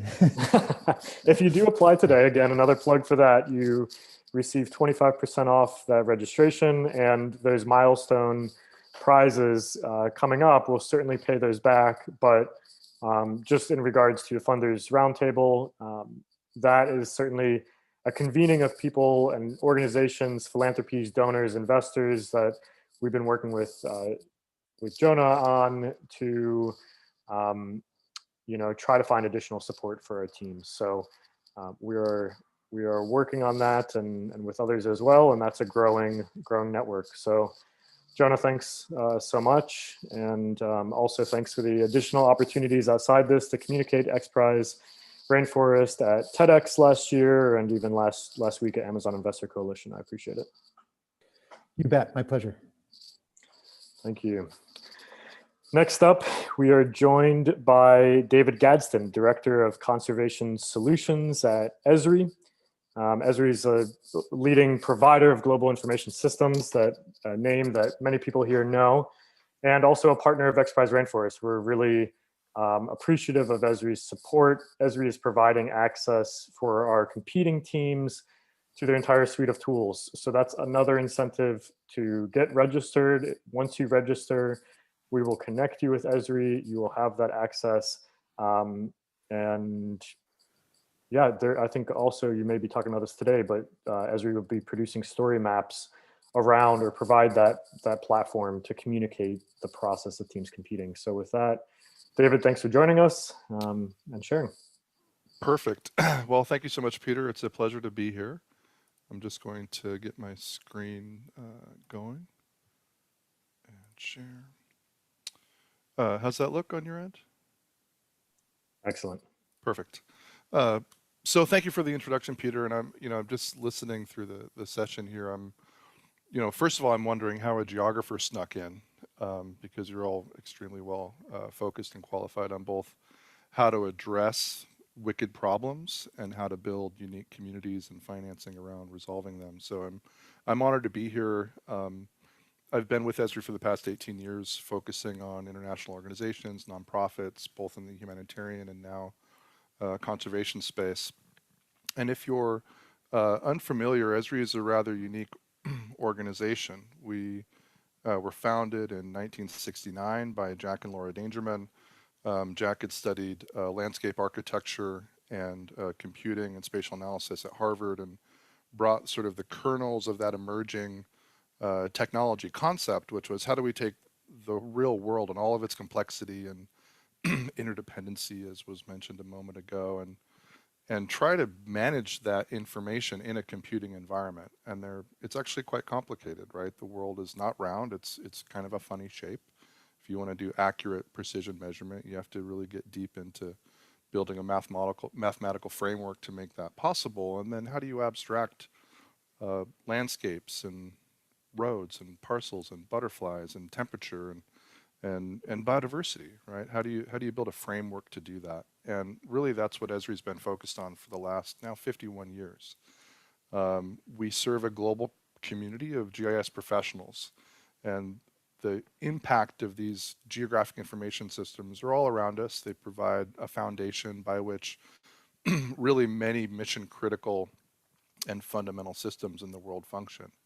But our focus is simply building the tools and the technology to help equip others. So we very much think of ourselves as a service organization. At the same time, our values and what motivates us is a deep concern for where the planet is headed. Many in the field of geography, dive deep into very complex issues, and we're not only singularly looking to resolve something, but trying to understand the context around it and the relationships around it. And this computing environment by which geography is fundamental gives us that tool set to be able to tackle wicked problems. So our focus is how do we serve and empower the global community on a wide variety of topics, and I should also say commercial and corporate endeavors around the world, but specifically around conservation. How do we help make sure these tools are available? How do we best architect them? How do we create a sufficient openness so they can be pulled upon as needed to build into other solutions, or to work towards the solutions that are needed to address the problems that we're facing? So our conservation program goes back now 30 years. It is a grant program. If you are aware of any organization that needs access to technology, cannot afford it, we've been we have a long track record of making our tools available, and also investing in communities so that organizations like the Society for Conservation GIS or various specialist groups that are related to conservation or environmental management and form communities together, we tend to lean in and work with those entities as equal partners. And that's led us to have a significant footprint around the world, not only in conservation, nonprofits, but also national governments, as you might imagine, national park services, natural resources agencies globally. So building upon that footprint, we form strategic partnerships.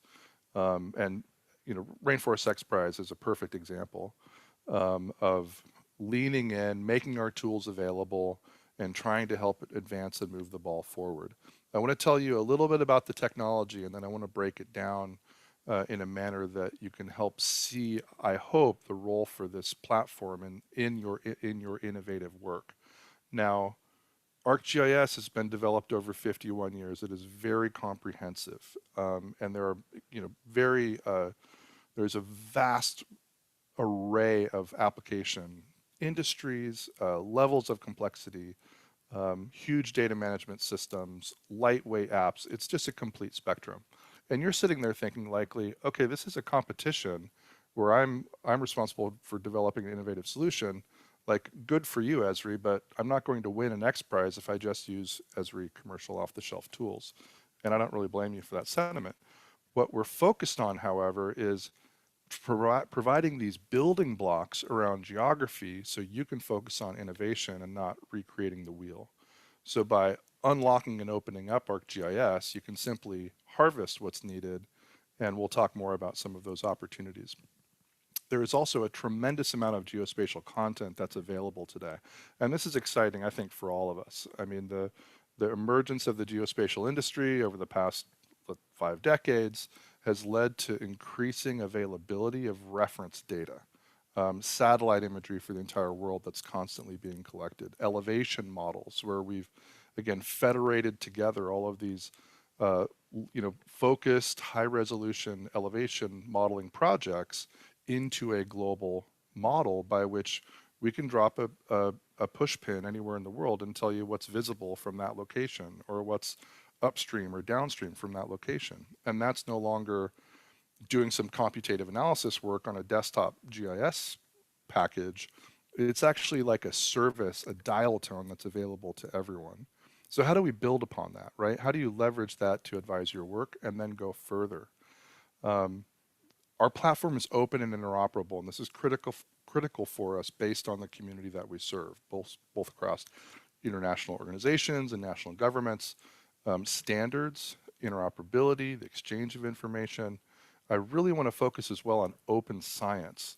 So by bringing in leading scientific analytical toolkits seamlessly into ArcGIS, we're able to leverage whatever analytics package you're comfortable with, but then visualize and contribute the output of those analyses into something potentially more contextually referenced and more significant from an additive way. The manner that most conservation organizations use our tools is simply devices in the field for collecting information, managing where people are going, tracking them, getting them routed to places. Sketching and sort of data collection in the field, it might be a very lightweight experience. It may be sort of a detailed survey. But increasingly, we're seeing the evolution of sensor technology lead to continuous streams of information that's providing more of a real-time monitoring of what's going on in the natural environment. So when we augment that with survey and putting tools in observers' hands to collect information, we have a significant opportunity for sensing and sort of gathering a terrific amount of information. But then what, right? And I love the way that again, XPRIZE Rainforest is structured so that it's not just about building a great sensor, it's about what do you do with that information that is meaningful. And in this case, again, we've got a massive tool set of spatial operators that you can pull into your analyses and send and return sort of requests and get results from those analytical engines, let's say, that can then quickly get you a response to being able to ingest large amounts of information. Conservation organizations increasingly are also real time, so that monitoring through dashboards is, again, a new paradigm. Oftentimes conservation work was long form survey, observation, writing, PDF documents, maps that were static. We're very much living today towards a real-time monitoring capability where we're able to keep track of many different things that are moving in real time. Those apps also give us the ability to tell stories, so that we're taking photos, videos, texts, contextual information that are not necessarily geographic and adding maps to them. So a story map is a web application that we simply scroll through, and that gives us the ability to better immerse people in where we are, what we're doing, why it's important, and to give them the opportunity to interact with those GIS powered maps, but in a way that's a very light user experience and not requiring a high bar of entry. Now, I want to quickly highlight a release that we've just announced. This is sort of a traditional view of ArcGIS. We've got a robust software as a service offering. We've got robust software. We've got enterprise tools and a lot of content and information before it. That's a very high level generalization, but that's ArcGIS today. What we're now releasing is a platform as a service offering for ArcGIS. And I think for the XPRIZE teams, this is significant because it allows you to choose your own open source mapping library and then unlock a wide array of capabilities across the ArcGIS platform. So the content that we have available, providing you a basis to host and manage the data in a secure way, in an interoperable way, providing 2D and 3D mapping experiences, visualization. There's a lot here. I'll very quickly sort of blaze through the kinds of opportunities that we have. Developers at arcgis.com is where you can dive in, get a free account going.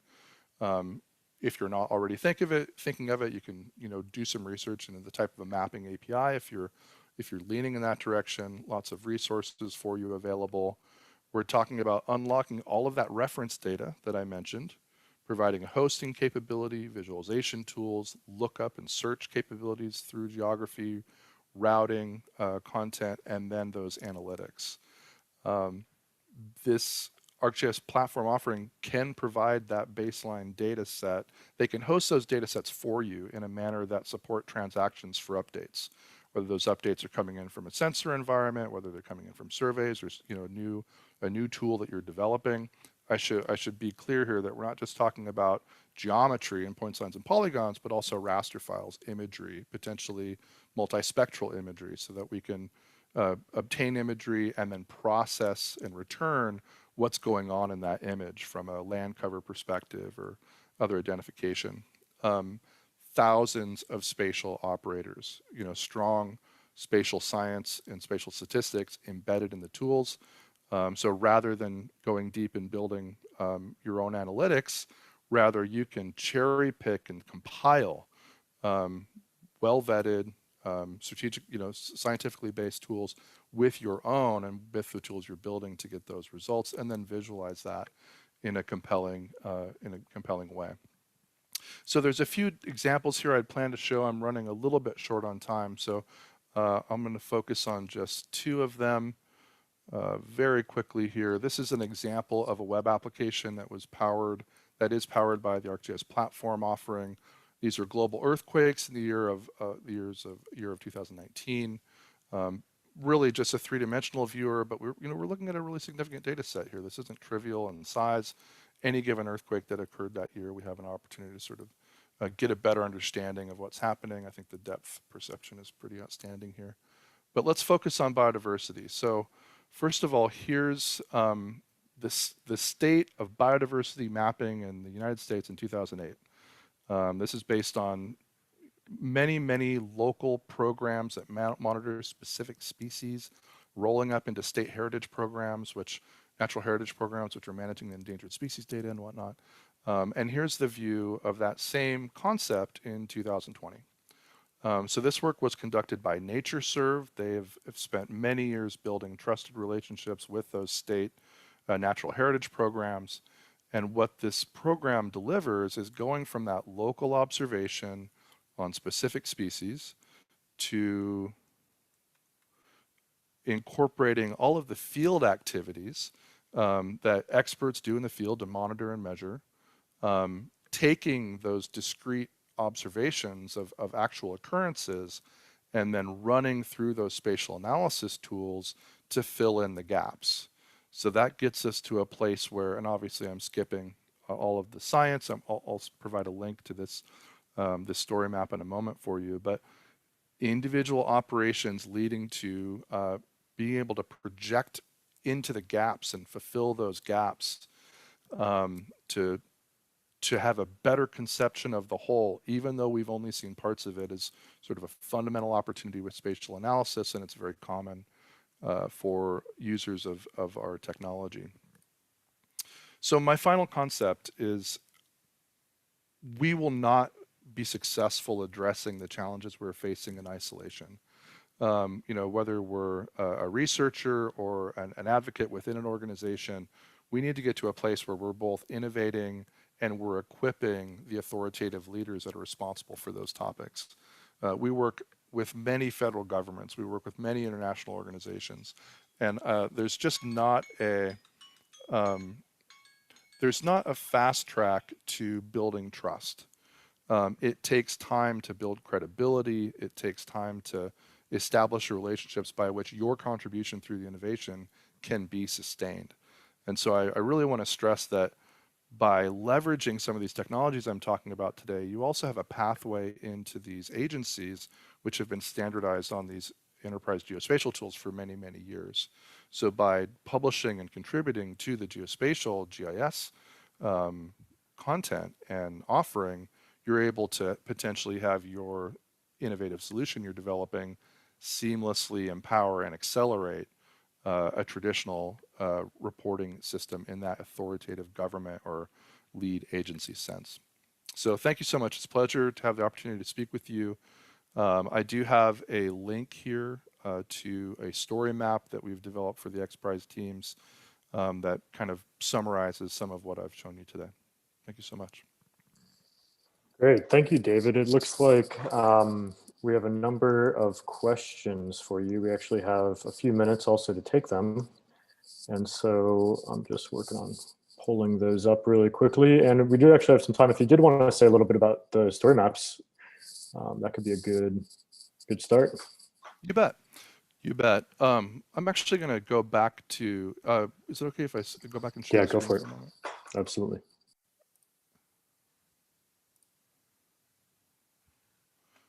Just want to go back to the NatureServe example here.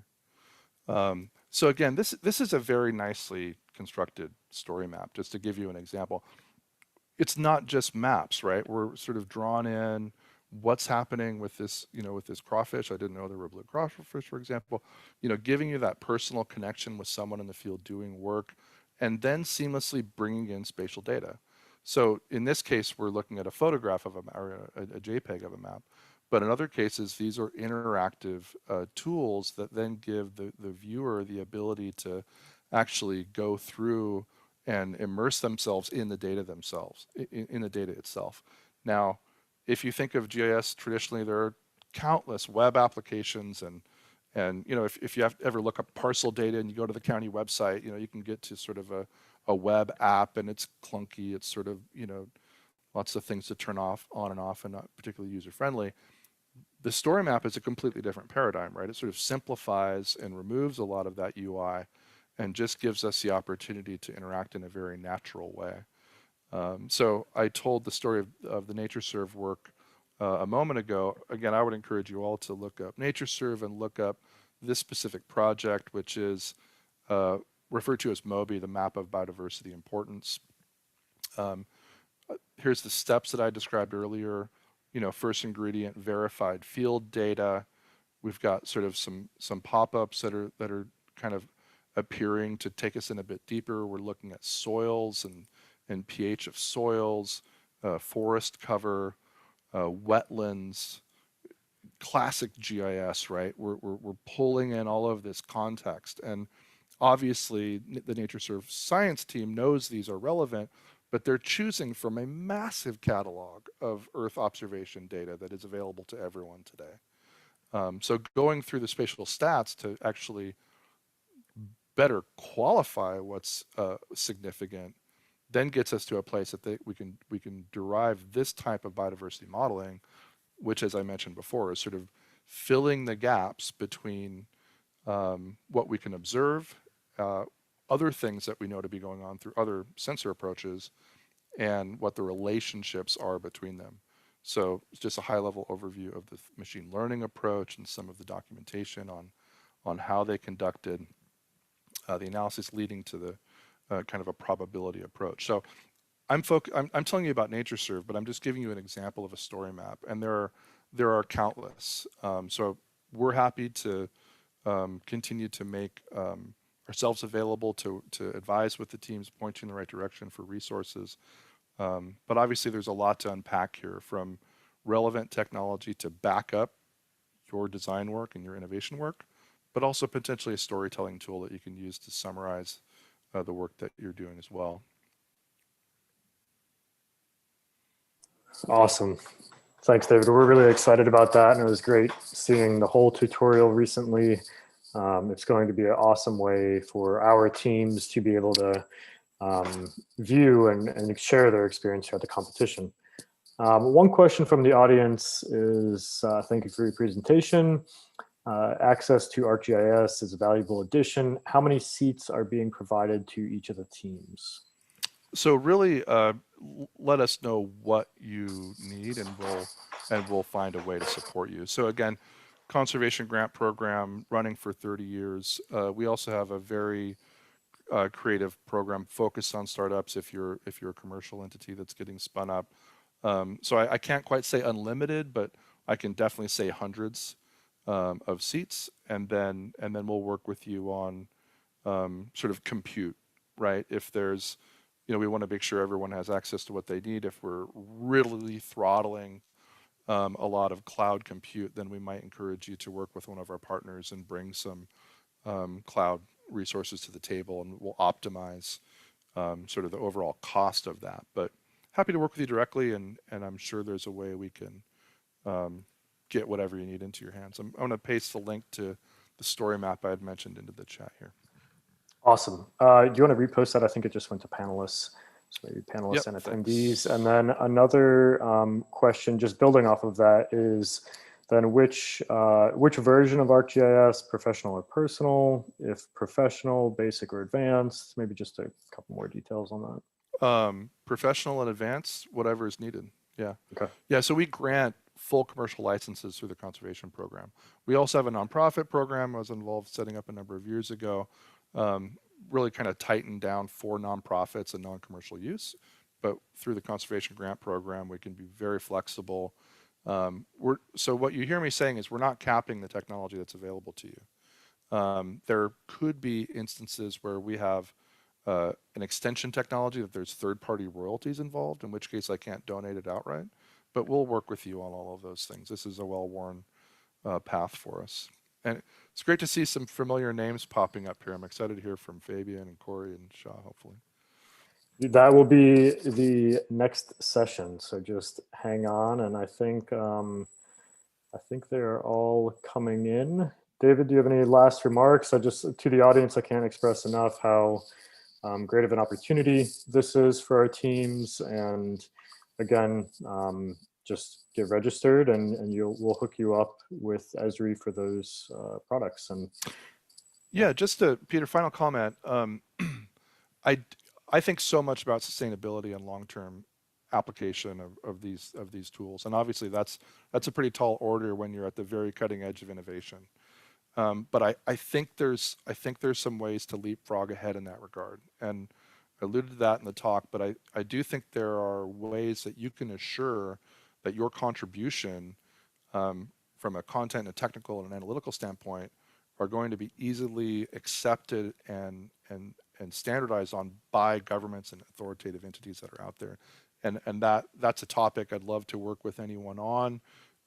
We do have an incredible network because of the types of institutions that we're serving, and we'd be happy to help facilitate introductions, et cetera. So thank you so much for the opportunity.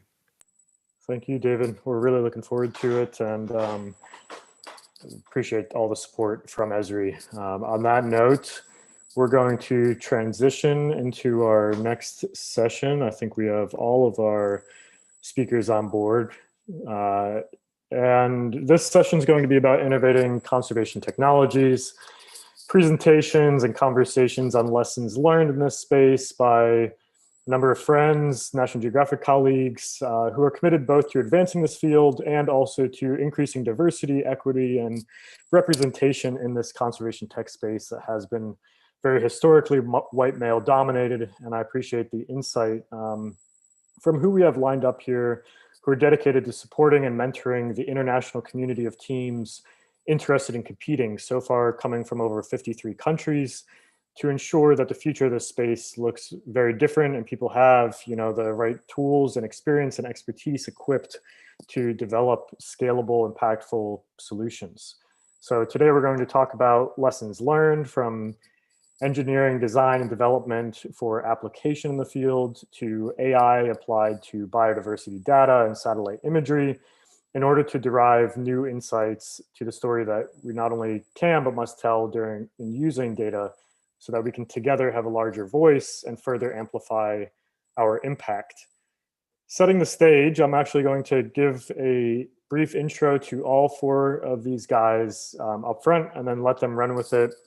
And beginning with Fabian Laurier, who's volunteering to support XPRIZE Rainforest as an ambassador, and just in general, a huge lover of rainforests. He ran National Geographic Labs as VP, which Jonathan Bailey this morning spoke about. And he also worked in the White House for 4 years on climate change and conservation issues. And you'll be hearing from him first. We will then hear from Shah Selby, a technical consultant on XPRIZE Rainforest, who is a previous judge on the Ocean Discovery XPRIZE, and actually informed me about XPRIZE in this job while we were on an expedition just over a year ago in the Congo, deploying an open software Wi-Fi network in the rainforest canopy for Cameroonian scientists and the Bako community to monitor their forest. Shah is a founder of Conservify, and they just launched a great new product called FieldKit, so check that out. He's also a National Geographic Explorer and Fellow, and has a background in rocket science with Boeing. Third, we will have Corey Jasklowski, National Geographic Fellow, Explorer, and Entrepreneur. Corey was the recipient of the 2020 Rolex National Geographic Explorer of the Year Award for his past and current accomplishments and innovations to advance conservation, anti-poaching security, and exploration, from Antarctica to Everest to the Titanic. Leveraging his experience in deep AI and sensors, Corey has developed and deployed technologies for exploration and conservation missions all over the world. He's the founder and CEO of Synthetic, the leading synthetic data company. And closing it out, we have Dr. Dan Hammer, managing partner at Earthrise Media, a creative agency for the environment. He is also a climate fellow and senior advisor at X, and the winner of the inaugural Pritzker Environmental Genius Award. He received his PhD in environmental economics from UC Berkeley and has received numerous accolades throughout his career. He also previously served as well as a senior policy advisor in the Obama White House and a presidential innovation fellow at NASA. He was a chief data scientist at World Resources Institute, where he founded Global Forest Watch, and also has been a National Geographic fellow. So we have a phenomenal group of individuals here. And with that, I'm going to hand the stage over to them, starting with Fabian. Hey, thanks a lot, Peter. Can you guys all see my screen? Yes. Awesome. Well, thank you very much, Peter, for having us today. I mean, those guys are some of the best people that I know. I've been so lucky to I've worked with them, continue to work with them in and around conservation. So this is such a thrill to be here today and provide some insights in terms of conservation and how do we kind of take this field forward.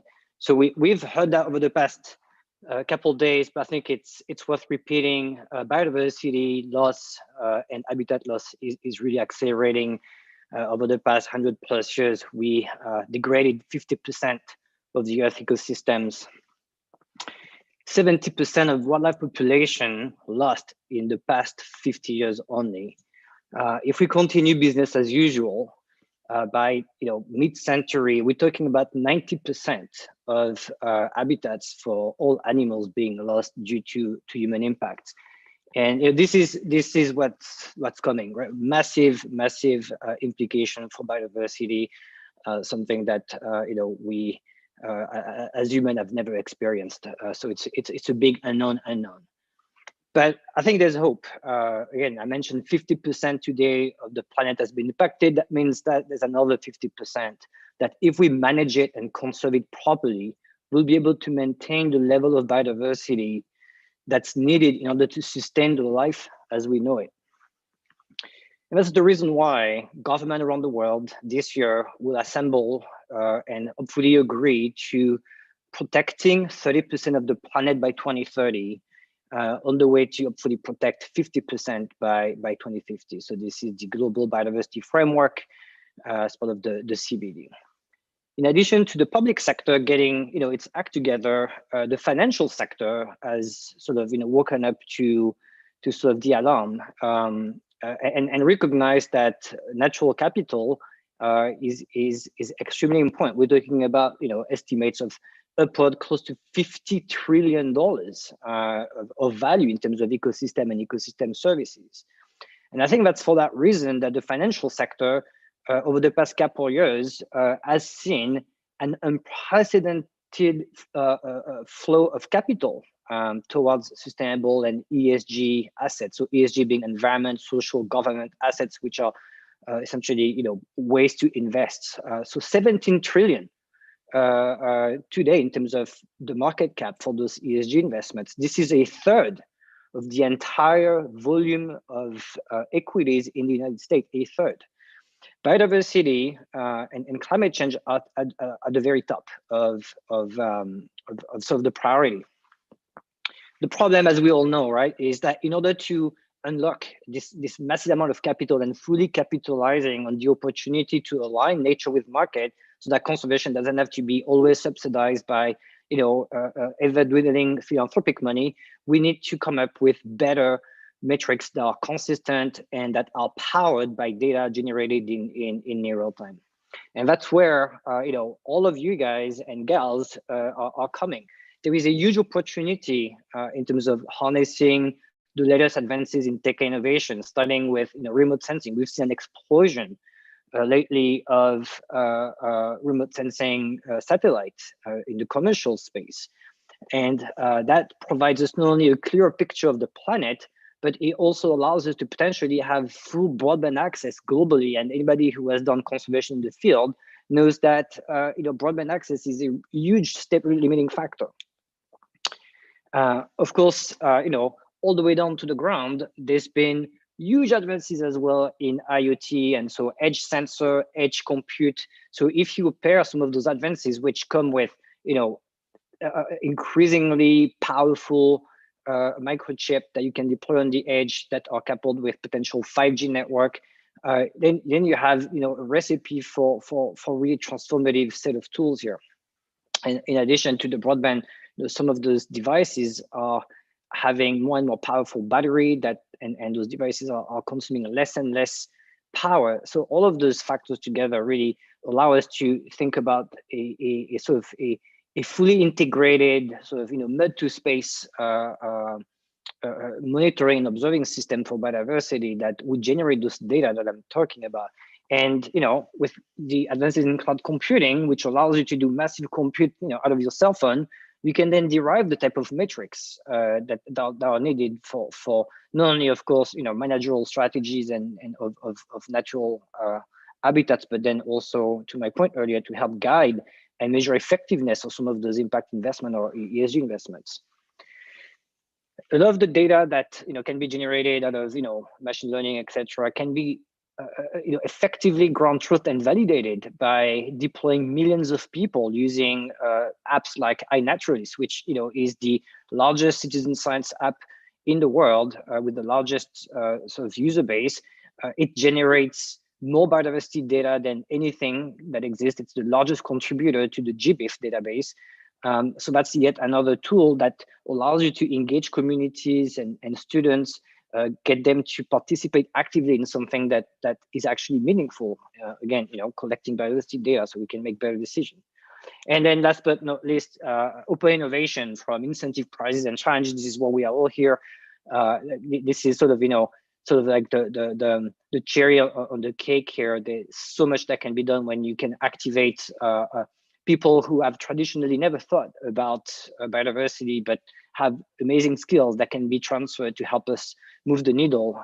And so with that, I'm going to pass it to Shah, who has been doing that in the field a lot longer than I have, and has hands-on advices and experience in terms of how do we make this work.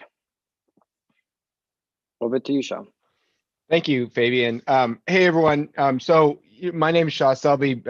Peter did a great intro to me. This picture behind me was taken when Peter and I were in the field just before the pandemic hit. But I'm going to share with you some insights. So I've been working in the conservation technology space for the last almost 15 years now, and I've made every mistake imaginable in that. And so maybe some of the insights that I have here can help some of the project team. So let me share my screen real quick.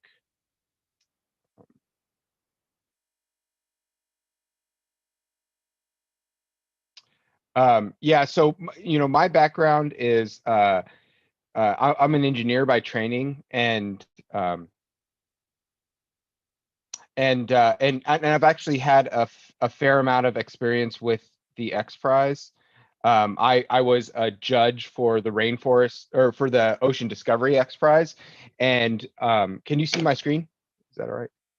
Okay, perfect. I was a judge for the rainforest, or for the Ocean Discovery XPRIZE, and now I'm an advisor for the Rainforest XPRIZE. So I started a nonprofit technology development lab that's called Conservify, that's based in Los Angeles on the indigenous territories of the Tongva and Chumash people. And we develop open source technologies to help with wildlife conservation and environmental issues. So that means, when we work with communities all over the world that require a tool, we try and create an open source version of that tool and provide it to them so that they could use that as a basis of building upon and learning.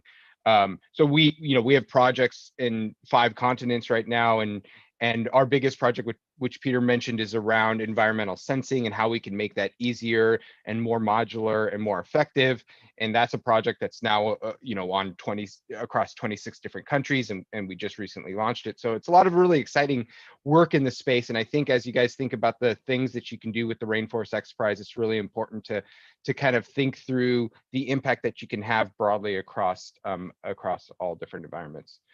So when I say conservation technology, I mean a very specific thing. I'm talking about how do you create technologies with these conservation solutions as the core user. And so that might be a little bit different to how you would deal with things if you were trying to adapt a technology that's being used in the shipping sector, or, you know, in self-driving cars and other sorts of areas, trying to bring it into this space.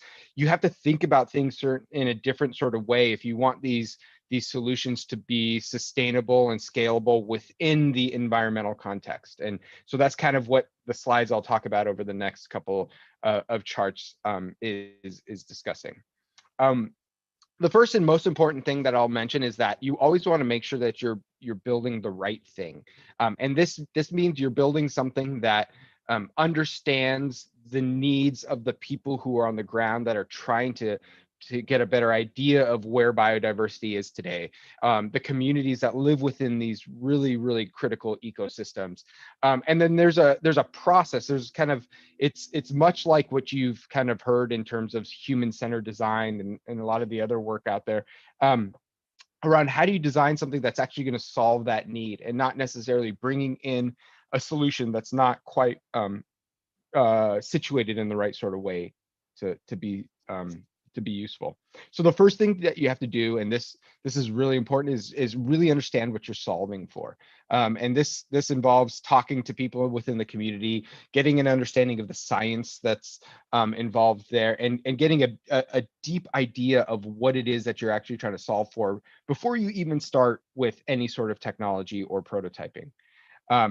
The important thing to do is to understand where the gaps are, so where the opportunity spaces are that the technologies that you're focusing on can fill the need. And the Rainforest XPRIZE does a really good job at kind of outlining what some of those gaps may be. So the gaps in understanding biodiversity and doing those sorts of assessments. But it's really important as you start to design your solution to think through what that looks like in a bigger way. There's always constraints associated with developing any sort of technology. You know, everybody who's here thinking about doing this competition realizes that you're putting technology in a place that's not suited for technology.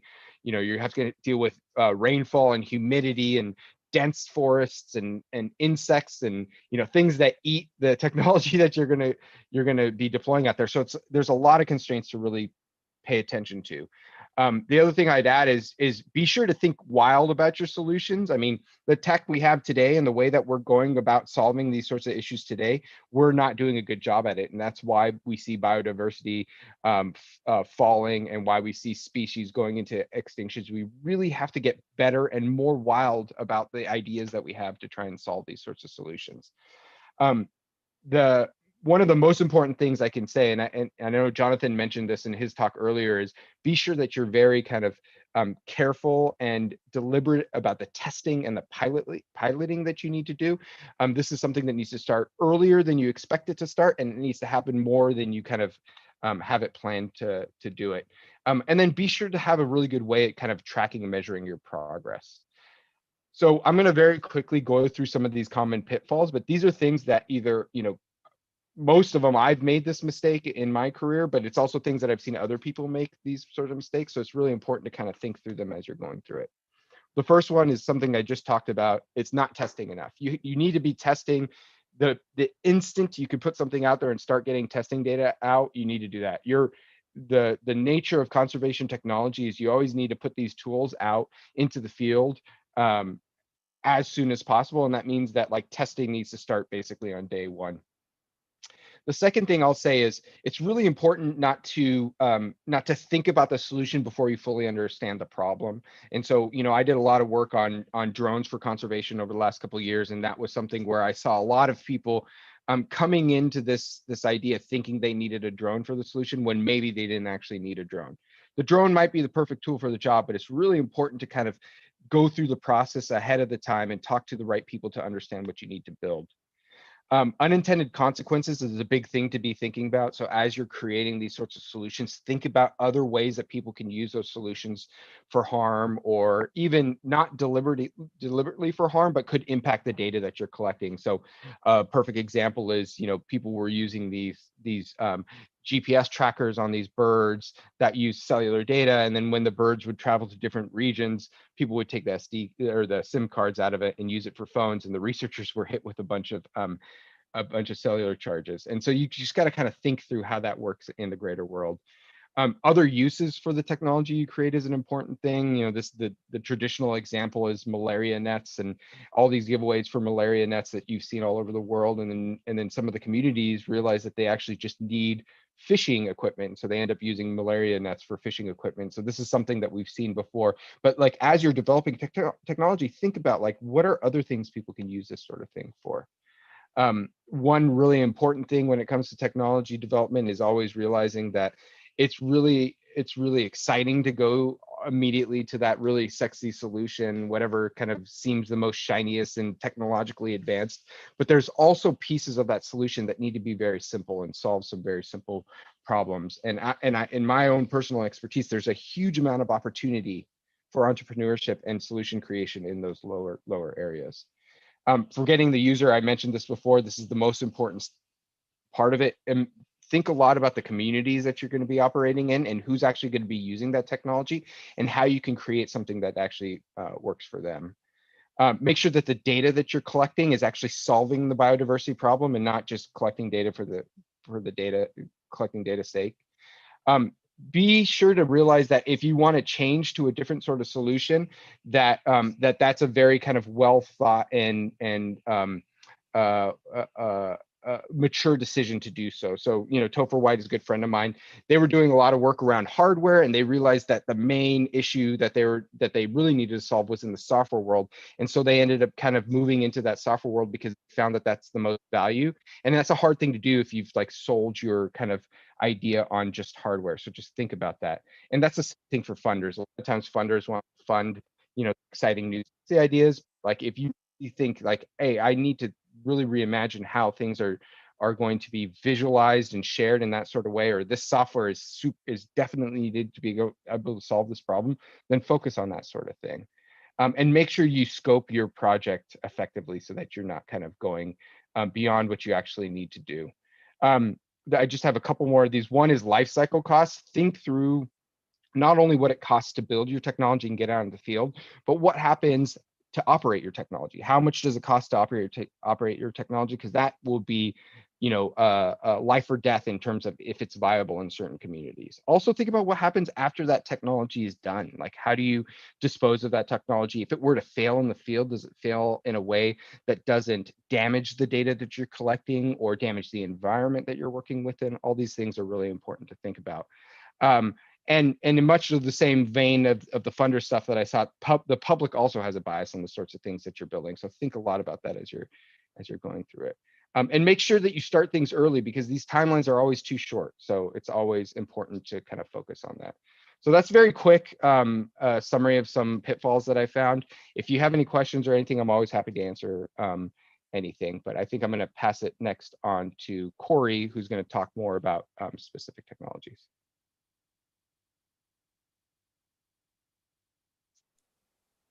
All right. Hi, everybody. Corey Jaskolski. Thanks for the intro, Peter. I'll jump right in with some slides here.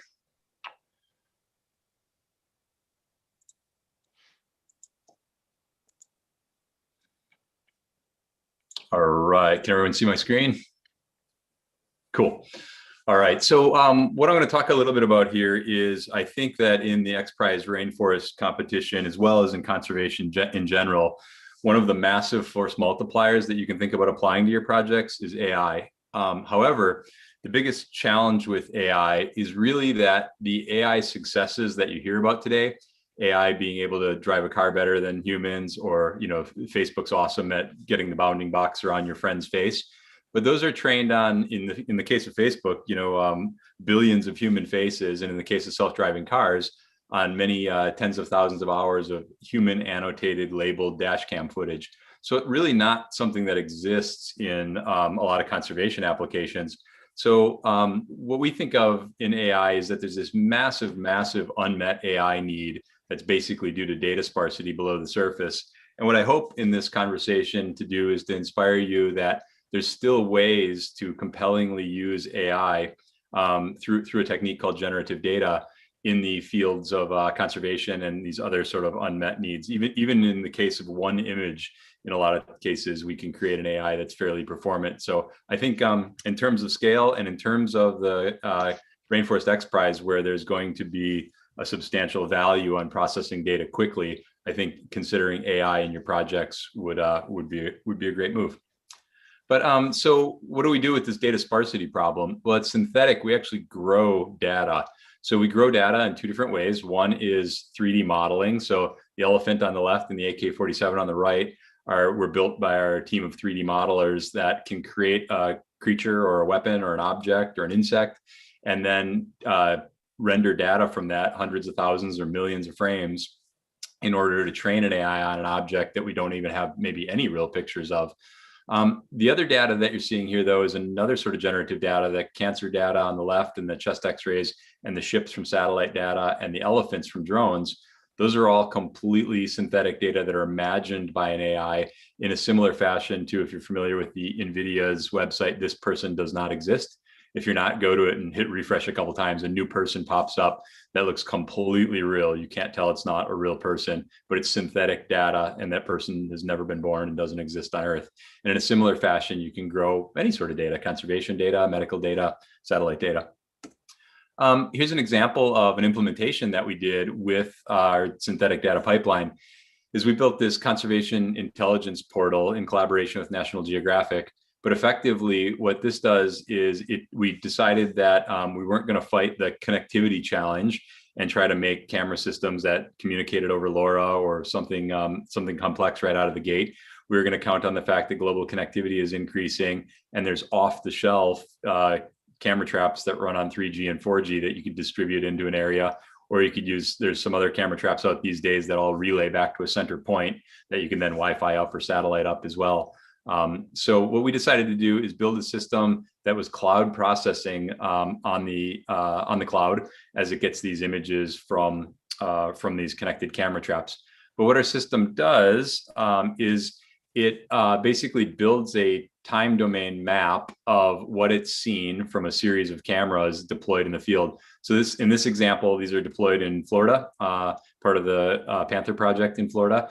And what you can see is we can detect when animals are seen, when people are seen, when vehicles are seen, and when weapons are seen as well. We have a weapons detector portion of our AI that can alert rangers, not just if there's people in a park when they aren't supposed to be, but if they're armed and what they're armed with as it changes, the danger of their response. So, but as an example, we're zooming in at 9 a.m. here where we see the people walking. The AI can pick up, it does a pretty good job at putting a bounding box around each person. It believes the trailer is a vehicle because of the wheels there, and then reports the probability back. What we can do with this, though, is take this a step further and not just look at people and vehicles or animals, but actually break it down species by species. So our tool that we're building out automatically collects each image of a species, and if it hasn't seen that image before, it knows that it's in a different category, and it automatically buckets it for us in a new bucket so that we can start to teach the AI to recognize species even if the AI has never seen it before. And that's kind of our solution to the fact that there's so many animals that you might see in camera traps, so many different environments, and so on and so forth. So our novel piece of this through generative AI is to allow the AI to effectively know when it finds something new and then learn from that. But here's a good example of some of the animal detects. This is in Florida still, but you can see on the bottom there, we can detect it as an animal, but then further break it down into a species, or in this case, meta species as deer. And then we could break it down further into male or female and so on and so forth. So whether you use synthetic data or 3D rendered data, or whether you find enough images of objects or animals in the rainforest, I would suggest that you take a good strong look at AI as a tool that might allow you to really process through a bunch of data very, very quickly. With AI, you could put 100 camera traps out, even if you had to go get the memory cards back or fly a drone over and upload them off of Wi-Fi or something like that, or long distance RF. If you were able to deploy a large number of sensors, image sensors, but then also rip through them automatically as time goes on, you'd be able to collect a large amount of data and have it down to species level. So wanted to show you a good example of what we do when there really is no data and we have to go ahead and create the data. So we have a project going on right now with National Geographic in the Sumatran rhino sanctuary in Indonesia, where we're building an AI system to try to find the Sumatran rhinos that are not in the sanctuary but are out still in the wilds. There's only about 70 Sumatran rhinos left in the world. So if we don't get them into this large sanctuary area, it's unlikely that they'll continue to breed and the species will probably die off. So finding these last few rhinos in this tremendously large area in Indonesia has been pretty impractical. The tracks that they leave look like tapir. So finding them, and they're pretty reclusive. So trying to find them is like looking for a needle in the haystack. So I don't know if you guys are gonna play the video on that side, XPRIZE, or yep, there we go. And you can turn the volume off if you will. Cool. So here, what we did here to solve this problem is we actually have a 3D scan of Harapan, the Sumatran rhino, in the Sumatran rhino sanctuary. I captured this with National Geographic by building an array of 24 cameras that all fired at once and built a 3D model of the rhino in a millisecond as it walked in front of it. We can take that 3D model, and our 3D team, which worked on Deadpool and Walking Dead and Where the Wild Things Are and some Nat Geo TV shows, reanimated it by adding bones to it in a similar way that you do for visual effects for movies. But it's a full 3D animal that we can now rotate and pan around and look at from every angle. So we then went ahead and modeled the Indonesian rainforest environment. So we built up a couple of regions full of the representational foliage and the water and mud wallows that the rhinos like to hang out in. And from there, we could reinsert our digital rhino back in the environment, have them move around through the environment, interact through the environment. And by doing this, we could now take millions of synthetic camera trap images, day images, IR night images, all sorts of different angles with the different occlusions, and change the appearance of the rhino. And that allows us to create a robust data set for a creature that there is not a robust data set, and finally make an AI that can distinguish automatically in the camera between tapir and rhinos. And our plan with that is we'll be satelliting data back. Whenever we have a high probability of a rhino, we'll compress the heck out of that image and send that image back for human verification. I will back to my slides here. All right. Oops. All right. So can you still see my slides? I'm uncertain if we can here, if it switched. I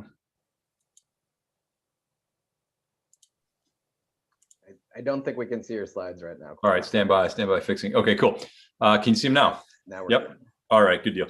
So the other thing that we can do a lot of that may be applicable to some of your applications in the rainforest is you can think about imaging from above. What I'm going to show here is an example using synthetic data, but regardless of synthetic data or not, imaging above from a drone at the top of the tree canopy and looking at bird species with AI might be an interesting application to get a fairly good species count early in the game and with limited processing. What we did here, though, is we augmented a data set of elephants taken from drone and low altitude airplane. And we wanted considerably more elephants in order to build train an AI that could recognize elephants even in complex situations. So half of these elephants are actually synthetic, and the ones in bounding boxes are synthetic imagined elephants. So these elephants were never born, they don't exist. These aren't real images of them. Their shadows aren't real. The trees around them aren't real. Every pixel in those red bounding boxed images are completely imagined. And compare those to the actual elephants, you can see that the AI even learns to grow shadows and other complex features. So I guess the takeaway there, before I show you some of the results of this, is that don't be discouraged by the fact that in your application, whatever it is in the rainforest or conservation, you probably don't have enough data, whether it's by low shot learning techniques that you can find on GitHub for AI these days, or whether it's by generating synthetic data on your own or with a group that does that. There's a lot of mileage that you can get out of AI these days. And by going ahead and getting that extra data, you can really increase the accuracy. So as an example, we worked with nonprofit Save the Elephants to process some data that they did from aircraft. And what you can see is even in these incredibly distant elephants, so you're looking at a digital image that's about 40 megapixels in resolution at the full screen slide. But you can see even the elephants off here in the distance as we zoom in, they're really blurry. They're just a few, maybe dozen pixels across, but the AI actually manages to pick up every elephant. in the situation. It's because we trained it with so much synthetic data that our AI has probably seen more elephants than exist on Earth, because we can continuously just create synthetic elephants from different angles and the terrain around them. And my favorite picture is even the human annotators working to save the elephants missed this one, but you really just got an elephant butt beneath the trees, and that's the only elephant in this entire scene that the human annotators missed it and went back and located it after the AI found it. So I guess, yeah, the takeaway is really think of AI as a force multiplier that can massively expand your campaign to look for species or to work on conservation problems, even outside of this challenge, whether it's looking for animals with snare wounds, whether it's looking for species that there's not enough AI data to really identify. In all these cases, give AI a shot. Even if you don't think there's enough data, there's a lot of tools out there that will probably surprise you and will probably enhance your project quite a bit. Thanks.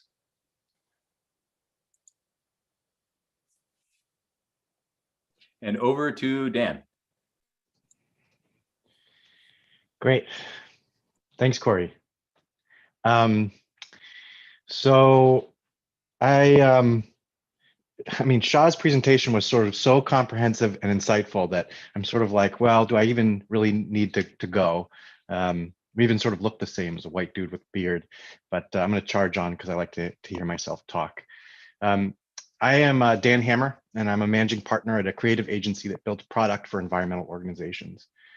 And we work in all sorts of environments. We've built a marketplace for carbon removal from regenerative agriculture, and a platform to measure plastic waste from satellite imagery. But most notably for this audience and for this prize, I had co-founded and helped to build the first few versions of Global Forest Watch, which is a site to monitor, identify and monitor forest cover loss from satellite imagery. And basically everything that I've done thereafter here has been founded on this one principle that we had this insight that we had gotten from looking at the user logs early on. This has turned into a much bigger project than I think any of us ever expected when we started to work on it in like 2008. And this is some of the user logs from 2015 through 2018, about 2 years worth, or 3 years worth. And the line indicates about the number of unique users that came to the site every day, and it hovers around 1,500 to 2,000 users. But that time series is punctuated by these massive spikes in usership that can go up now to 50,000 people in a single day. And we were looking at these logs, and we were trying to figure out like why there were these spikes, and then how to lift the whole baseline up to the level of those spikes to increase the amount of people that were using data about how the Earth's surface was changing, especially as something as important as forest cover loss throughout the whole globe. It turns out these spikes correspond to when a journalist used the data in the service of reporting on an environmental or humanitarian event. That is, before on this website, these are pixels that light up on a screen, red or pink pixels in this particular case that indicate forest cover loss. But there's all sorts of types of forest cover loss that mean very different things to humans. And so what was required in order to get this out into the world in a way that people actually engaged with was that additional context around that data. And so forever after, we've been just trying to figure out ways in which to tighten the loop between the data that we can observe, be it from satellite imagery or from other sensors. We tend to work with satellite imagery because it's this globally comprehensive, comparable, and compelling source of information. But there's all sorts of data that needs to be contextualized in order to show why forest cover loss in one area means something very different if it's in protected indigenous area.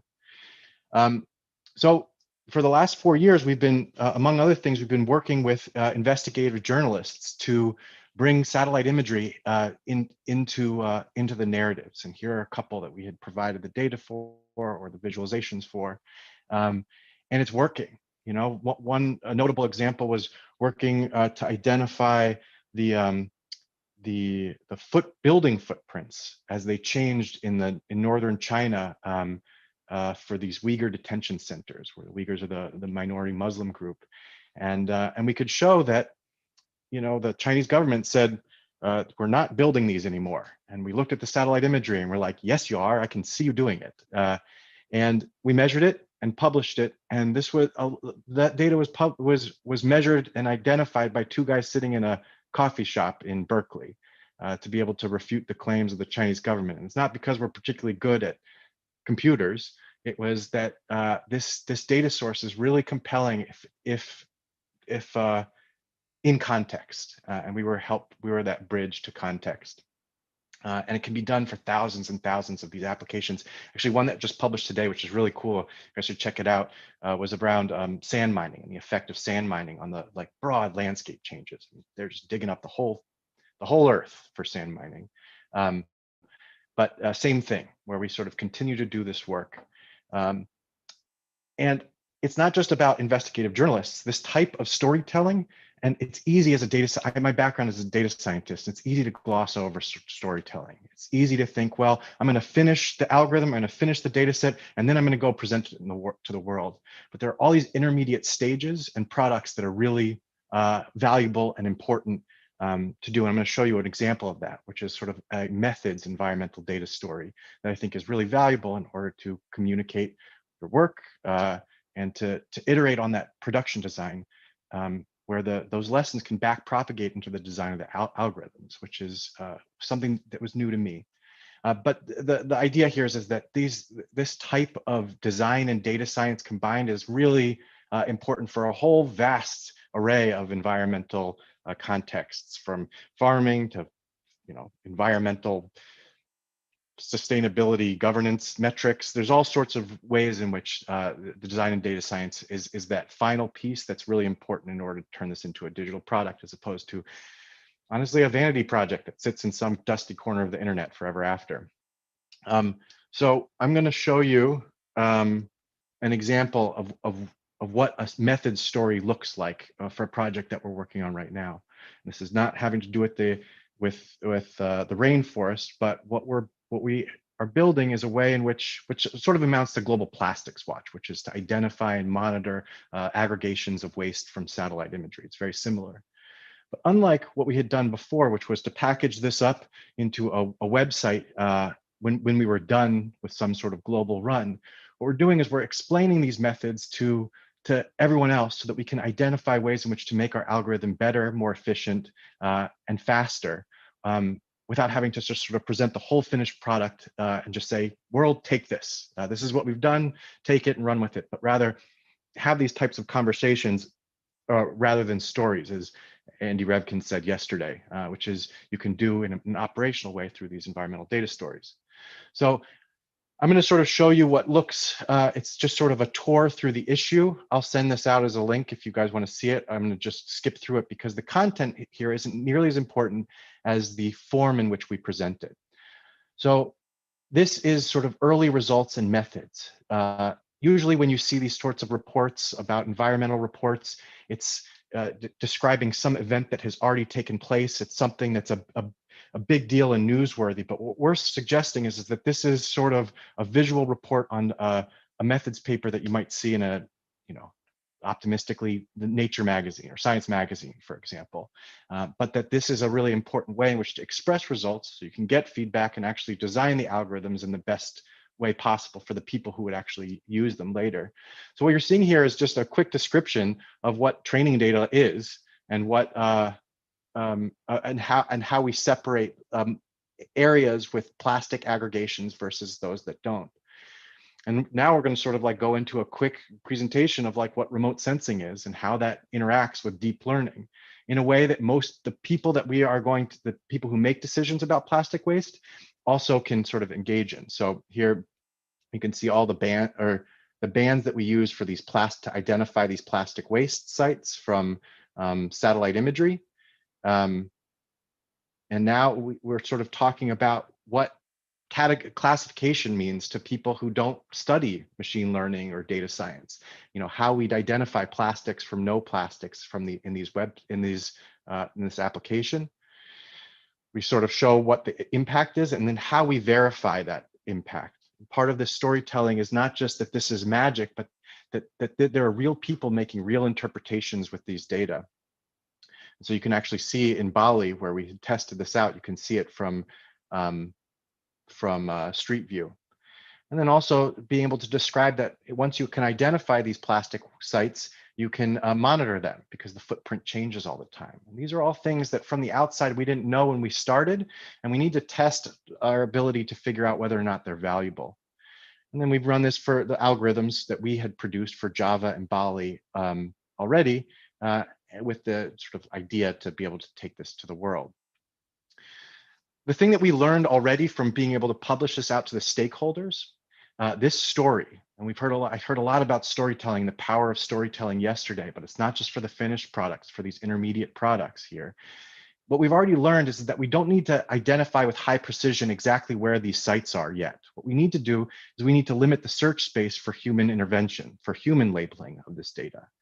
If we had designed our algorithms to be like highly precise, we would have wasted a ton of cycles on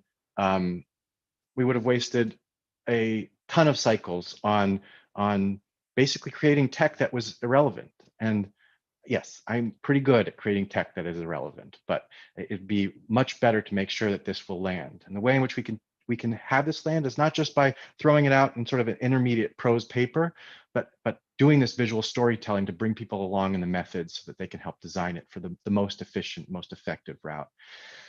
So if I had to sum up, you know, I don't really like preaching, but I'm preaching, and I might be preaching to the choir here, but I'm going to preach anyway, which is that if I just sum it up into one sort of compact takeaway, I would say early on, bring on a designer, a graphic designer, a product designer, a UI UX designer, something to be able to communicate these data products that you're producing before you're done. Get it out into the world and tell that story about how you did it so that you can adjust on the back end early on. So that is me. I'll turn it back over to someone else. Awesome. Thanks, Dan and Corey, Fabian, and Cha.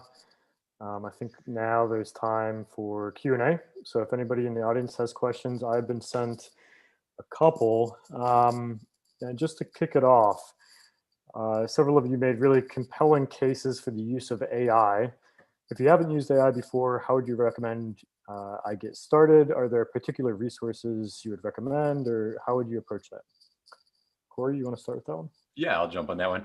If you haven't used AI at all before and are trying to process image data, I would look to one of the big cloud service providers like Amazon, Microsoft, or Google. And each of them have a AI tool that doesn't require any a priori AI knowledge. We're on Microsoft Azure with our tool set. So I would recommend Azure's Custom Vision is the name of the tool set. You can effectively upload images. It prompts you to draw bounding boxes around the things you want to find, and then it trains it. And then you can now send other images to it via a simple web URL in order to do AI prediction. And that's a really great way to get started. If you're more of a developer type, there's tons of great tutorials on there on PyTorch and TensorFlow, the two leading AI frameworks. But yeah, starting with one of the cloud providers is a really easy, low input way to go. And they all give you free, a couple $100 for the free cloud minutes if you sign up to. Awesome. I just want to jump in really quick. I did want to make another just point for the rest of today before we get too far into this. This afternoon, check out the agenda online, and it's a reminder that afternoon session is a Zoom meeting, not this webinar. So after this session, we'll be switching over to a Zoom meeting. So grab that link in the chat so that you have that to switch over, and that will be more engaging and participatory. So back to questions. You mentioned working with open source projects. What are challenges and opportunities for companies and teams to have to look to attract funding to scale their open source projects, and maybe also extend that question to the importance of just open source? Takers? Yeah, I mean, I can start with that. I think I found open source to be like a really compelling method of scale and getting people to kind of help on a project that wouldn't necessarily help in the past. And so, we do a lot of work with the hardware community, and they really appreciate the open source side of things. But like, if you look, there's a lot of opportunities for you to contribute to projects or even leverage projects on your own. And I think especially once you start looking into things like machine learning and edge sort of stuff, there's a huge amount of resources nowadays through like Edge Impulse and a lot of the other organizations that have recently started out, where they're putting out courses and other sorts of like materials, because they're really trying to push this sort of stuff forward. So I would do a good kind of review of what's out there, and if you're looking at using a certain kind of technology, then evaluate the field and see what's available, both like on a proprietary standpoint and understand what those life cycle costs are associated with that, and what you gain or lose out of using those proprietary systems. And then also look at what like the open source equivalents are of those. In some situations, it's going to make sense to go with like maybe the more established proprietary type of solutions, and in others, it's going to make sense to go with the open source solutions. We in the work that I do, always move towards the open source side of things, because part of the mission of the organizations that I've started is to help to expand knowledge, and that includes in like developing and then open sourcing that sort of information. But I do understand that like to actually get the data that you need to get, sometimes like the open source tools aren't necessarily going to fulfill the need, and you have to leverage the other ones. So really think about your solution in a more system and kind of holistic sort of way when you're trying to design exactly what you need. Awesome. I think I have a question here for Fabian and Dan, and possibly other guys as well. But given your background in the government and the new administration in the US, what do you see the new administration doing to support rainforest conservation? If we're US citizens, what should we be advocating for? And possibly there's a tech angle to incorporate into that question as well, in terms of how can teams be thinking about developing their solutions to influence policy? Well, I will just start by saying that it's a whole brand new era from the political standpoint and the policy standpoint here in the US. Today, we officially rejoined the Paris Agreement, which, as we all know, of course, limiting greenhouse gases emission does involve promoting nature-based solution to carbon capture. So anything from agroforestry to restoration and conservation project. And along the same line, the President Biden administration has pledged to join and agree to protecting 30% of the United States by 2030. So this framework that I talked about, the post-2020 global biodiversity framework. When it comes to leveraging technology to help influence policies, again, and then has done that, so we can talk more about it. But there's been billions of dollars invested in observing systems, particularly of those publicly available remote sensing satellite constellations that are out there. And so, learning by example how to tap into this huge investment from the public sector, pair that with AI, cloud compute, and come up with not just data, but stories to Dan's point, right? So packaging all those insights that you can derive from publicly available data in a way that is accessible to policymakers, so that there is not only an intellectual understanding of the issue, but an emotional reaction to it. That's why it's a real win-win. Yeah, it's not data that's going to change hearts and minds, unfortunately. If it was, then everyone would believe in global warming, right? So it really is the storytelling. So whether the story maps that David Gadsden was talking about, or the compelling stories that Dan was using, mapping and visuals to create. I mean, to me, the science has to, it has to stand on the foundation of science, of course, but it's the storytelling that's going to get politicians involved and get, the general public and other practitioners to care, I think. So if that's, a goal, which I think is a great one for your XPRIZE Rainforest efforts, I think lay heavily on the storytelling, and take Dan's advice and get a graphic designer and some UX designers for your website and the like, and make it a compelling story, because that'll live past the project. And on my account, I know very little about US policy as it relates to the Amazon deforestation. But I do know that you can't change what you can't measure, and we know woefully little about the way in which the Earth is changing right now, and big decisions are being made blindly, like weirdly blindly, and it doesn't have to be that way. So across the board, more information about environmental justice or carbon accounting.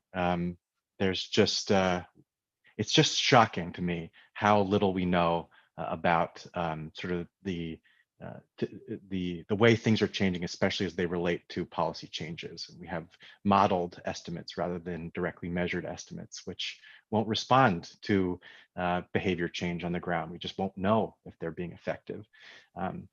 So I brought your question, which I don't know the answer to a question that I do know the answer to. But I'm the one talking, so. That was great. Sorry, Peter, I want to add to what Dan is saying, because I think this is such an important thing to realize. When it comes to conservation, and even a lot of the science that's happening out there, like the amount of people have this, when I talk, I always hear people make this comment, but people have this assumption that we're sitting on a wealth of data when it comes to these sorts of systems and what's happening in the systems, what exists currently in the system, how the systems are changing over time. And this could be beyond rainforests, fisheries, the oceans, all sorts of stuff. And the truth is we are not sitting on a wealth of data about this. And these policy decisions are made based off of very, very small, very specific data sets. And part of what's so exciting to me about the Rainforest XPRIZE is like maybe we could start making decisions as governments, as communities that live within the rainforest, based off of data sets that are actually representative of what we're seeing there. And I think that's really the exciting thing about this challenge. Yeah, all excellent points. Kind of building off of that, a few more questions. Actually, two came in that were very similar.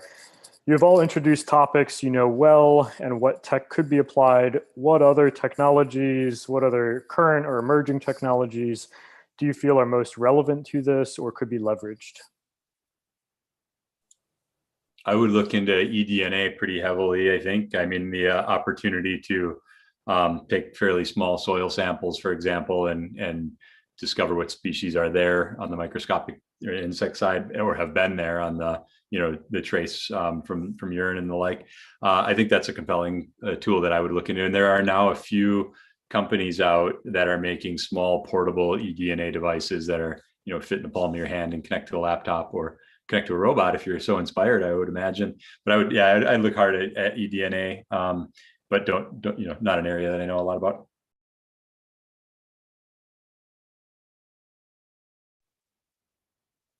Fabian? No, I was just going to say, I mean, the eDNA, I mean, it's a wonderful tool. The limitation is going to be sort of the baseline data, right? I mean, it's one thing if you don't know what type of species are you in ecosystem to begin with, eDNA is kind of like useless, right? Because you don't know, you have no reference to base whatever observation you have to. But that's something that hopefully will evolve and could potentially transform the field. We didn't really talk a lot about that today, but I know that Corey has done some amazing work around that, which is sort of the acoustic sensing, particularly for the rainforest. It's such a wonderful proxy to biodiversity health, particularly when you have restoration projects where you begin with almost nothing, and then with the invertebrates coming back as you implement restoration strategies. So that's something that I'm particularly excited about. Yeah, I would add, I think eDNA, acoustic, new camera technologies are all very interesting areas of development currently. I also would maybe stress that for the teams that are competing in this, it'd be interesting to think about how you build autonomous systems that aren't directly impacting the measurements that you're sort of taking. So if you're thinking about drones, how do you build a drone that doesn't scare everything away that you're actually trying to observe? I think that's an area that like there's a lot of work to be done, and might be interesting to see how that works out through this. Any recommendations, best practices for scaling new technologies? Well, you heard Jonathan Bay this morning, just similarly to bring a designer, bring someone who understands business, because hardware, I know people like Shari know all too well, building hardware is really, really hard, and you gotta have a very, very solid business plan right up front. Thinking about scaling whatever technology is not something that you think after you're done with your prototyping and you find out that your technology is actually potentially working. Same as the storytelling, it has to be pre-baked into your entire approach. And I'd add to that, like where you can use cloud architecture, do. I mean, the scaling on the cloud to add more compute resources, for example, can happen automatically or at the click of a button. Scaling hardware means sourcing components, manufacture, testing, all that sort of stuff. So I get excited about conservation projects that are leveraging cloud resources and satellite data and that sort of stuff, that it's easy to keep scaling.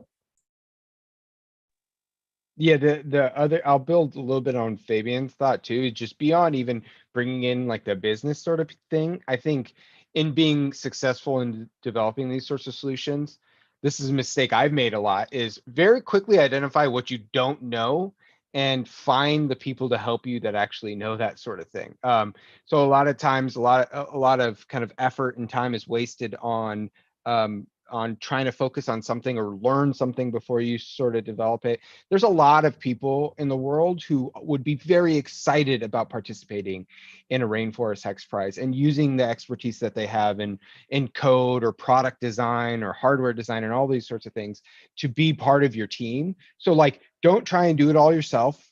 Find those people, bring them into the team, and build it like with a group of people, and you could do some really remarkable things. So business is important, all the different tech pieces are important, but really think about how you can bring in the right people to build what you want fast so you can get to testing as quickly as possible. I think that's really important.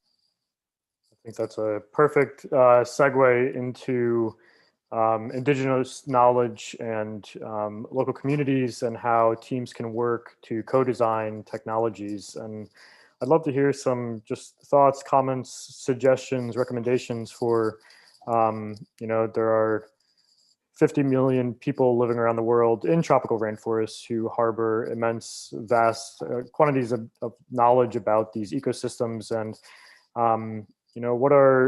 what are some, we talked about this a lot yesterday, but in a tech standpoint, just co-designing methods and recommendations.